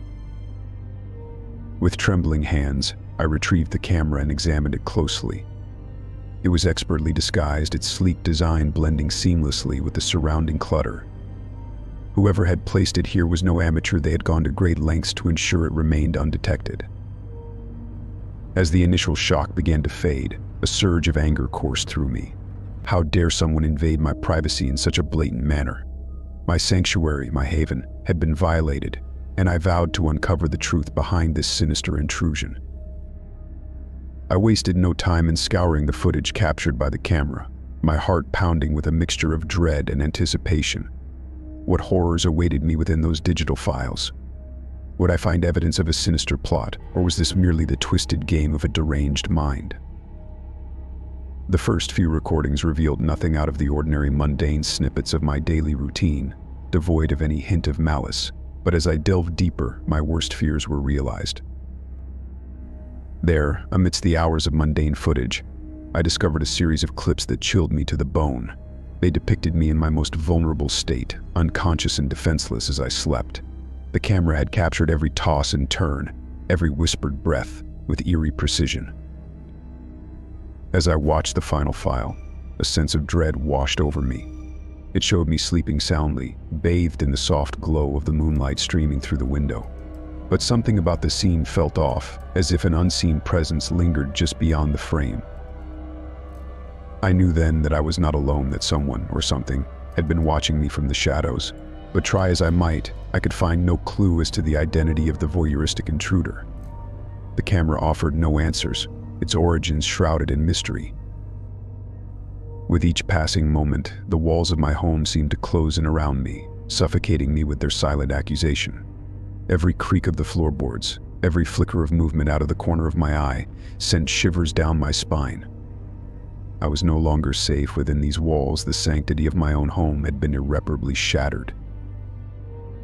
Determined to reclaim my sense of security, I embarked on a relentless quest for answers. I scoured every inch of my home, searching for any clue that might lead me to the truth. But the more I searched, the more elusive it became, as if the very walls themselves conspired to keep their secrets hidden. In the end, I was left with more questions than answers. Who had placed the camera in my home and why? What did they hope to gain from spying on me in such a manner? And most importantly, could I ever truly feel safe again, knowing that I was never truly alone? As the days turned into weeks, the memory of the hidden camera lingered like a shadow, haunting me at every turn. Though I tried to convince myself that it was nothing more than a cruel prank, a part of me knew the truth.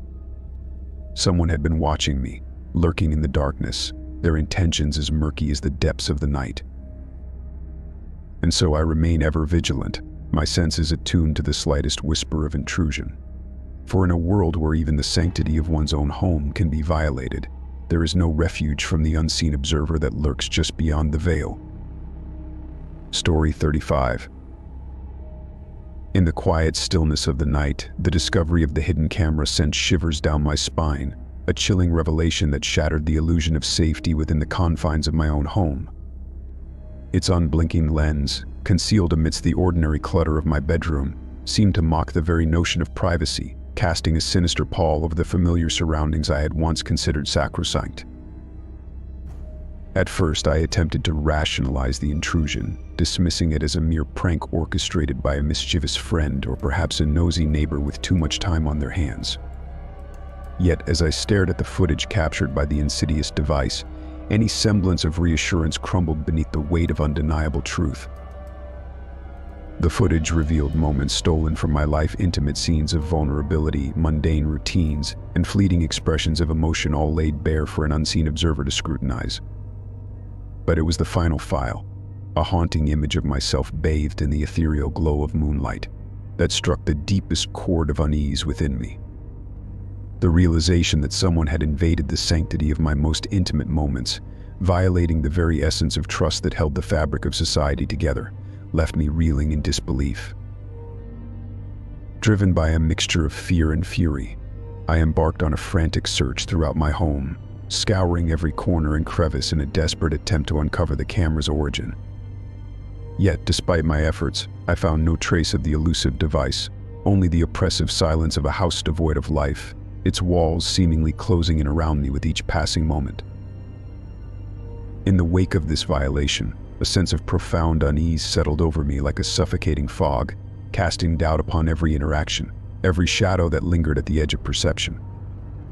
Who could harbor such malicious intent, lurking in the shadows like a predator stalking its prey, and what dark purpose drove them to invade the privacy of another? As the days stretched into weeks, the weight of unanswered questions bore down upon me with relentless force, consuming my thoughts and distorting my perception of reality. Paranoia gnawed at the edges of my sanity, whispering insidious doubts into the recesses of my mind, until even the most innocent of gestures became tainted with suspicion. Yet, amidst the chaos of my unraveling psyche, a steely resolve began to take rooted determination to confront the darkness that lurked within the shadows, to unearth the truth behind the hidden camera that had cast a pall over my existence.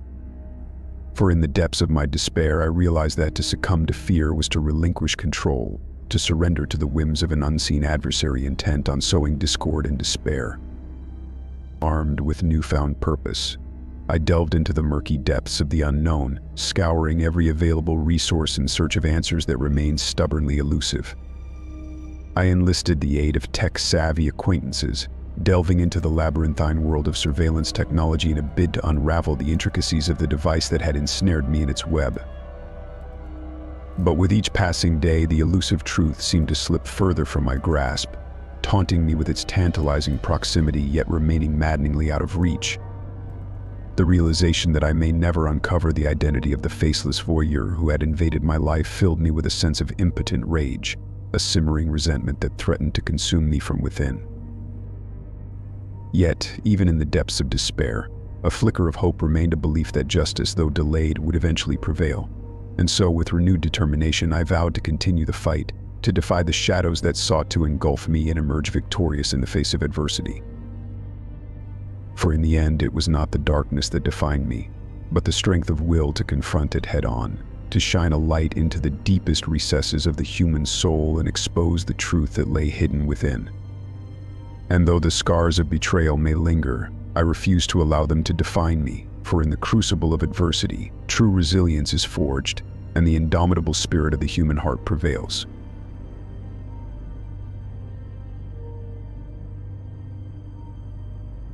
Story 39.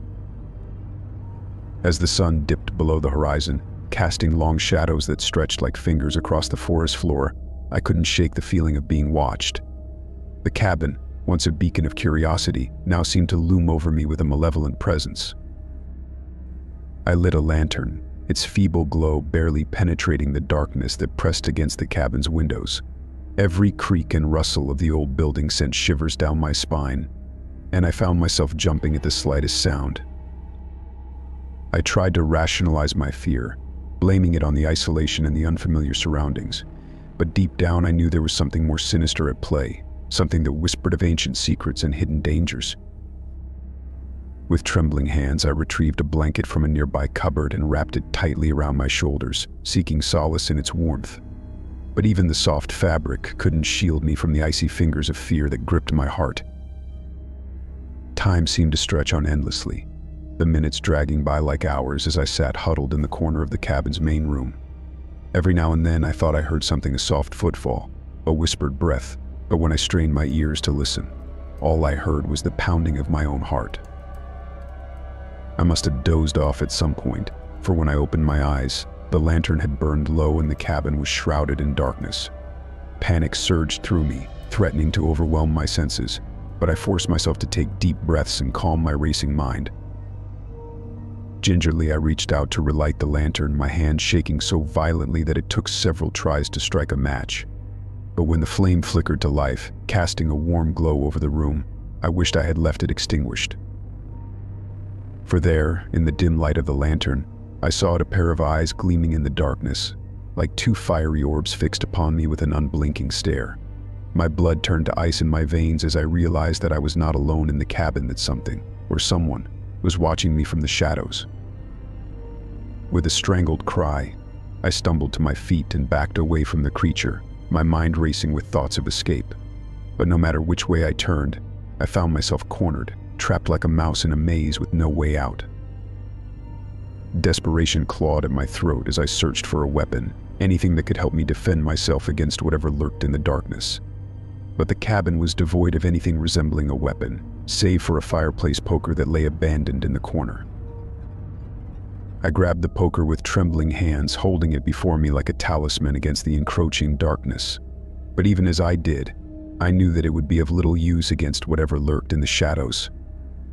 Time seemed to stand still as I waited for the creature to make its move, every second stretching out into an eternity of fear and uncertainty.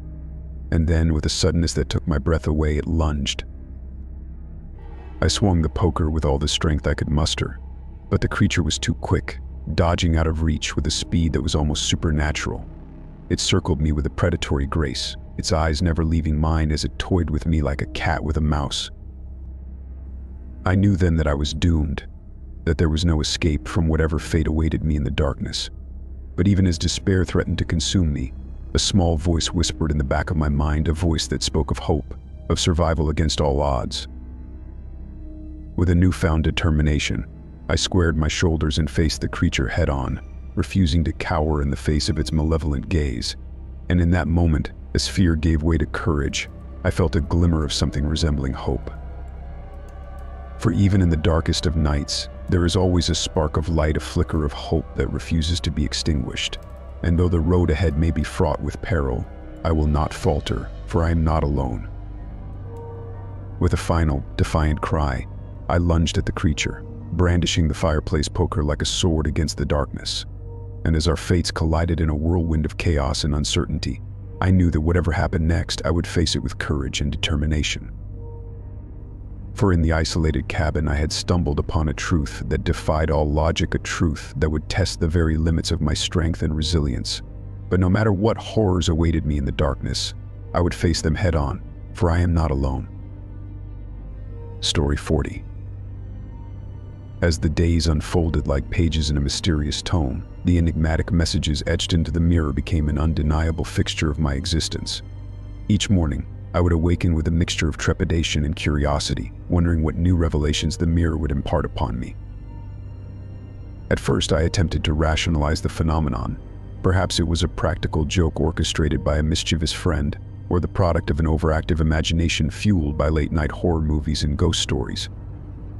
But as the messages persisted, their content growing increasingly unsettling, I could no longer dismiss them as mere tricks of the mind. The handwriting, if it could even be called that, was unlike anything I had ever seen, twisted and contorted, as if the words themselves were writhing in agony upon the mirror's surface. And though I tried to scrub them away, to rid myself of their haunting presence, they always reappeared the following morning, as if mocking my feeble attempts to escape their grasp. It wasn't long before I became consumed by an insatiable desire to unravel the mystery of the mirror writing. I scoured the internet for clues, delving into forums and chat rooms dedicated to the supernatural and the unexplained. But despite my efforts, I found no solace in the words of self-proclaimed experts and armchair detectives. Desperate for answers, I sought the counsel of psychics and mediums, hoping that they might shed some light on the source of the messages. Yet each session yielded nothing but vague predictions and empty platitudes, leaving me more lost and confused than ever before. As the weeks turned into months, the messages grew more cryptic and insidious, their warnings of impending doom ringing louder in my ears with each passing day. And though I tried to distance myself from the mirror, to avoid its gaze like a frightened child hiding from a boogeyman in the darkness, I found myself inexorably drawn back to it time and time again. It was as if the mirror held a power over me, a dark and twisted allure that I could not resist. And though I knew that its words were meant to frighten and manipulate me, I could not shake the feeling that there was truth hidden within their cryptic messages, a truth that I feared to confront. One fateful night, as I stood before the mirror, transfixed by its eerie glow, I made a decision that would change the course of my life forever. With trembling hands, I reached out and touched the surface of the mirror, tracing the twisted letters with my fingertips as if seeking some kind of connection to the source of their power. And then, in a moment of madness or clarity, I spoke aloud the words that had haunted me for so long, daring the mirror to reveal its secrets to me once and for all. For a long moment there was nothing but silence, the air thick with anticipation and dread. And then, as if in response to my challenge, the mirror began to shimmer and warp, its surface rippling like the surface of a pond disturbed by a stone cast into its depths. And from within the swirling maelstrom of light and shadow, a voice emerged, a voice that was both familiar and alien, like the echo of a long-forgotten dream. It spoke of ancient truths and forbidden knowledge, of a world beyond the confines of reality where gods and monsters waged an eternal war for the fate of humanity.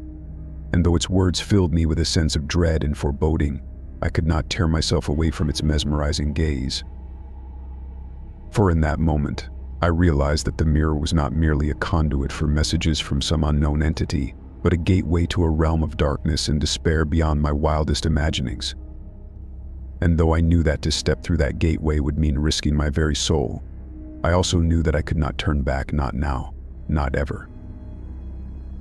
And so, with a sense of resignation and grim determination, I reached out and stepped through the mirror, leaving behind the world of the mundane and the ordinary in search of answers to questions that had plagued me for far too long. What awaited me on the other side, I cannot say. But one thing is certain: the mirror writing was only the beginning of a journey that would take me to the very edges of existence and beyond, into a realm where reality and illusion are one and the same, and where the truth is a fleeting shadow that dances just beyond the edge of sight.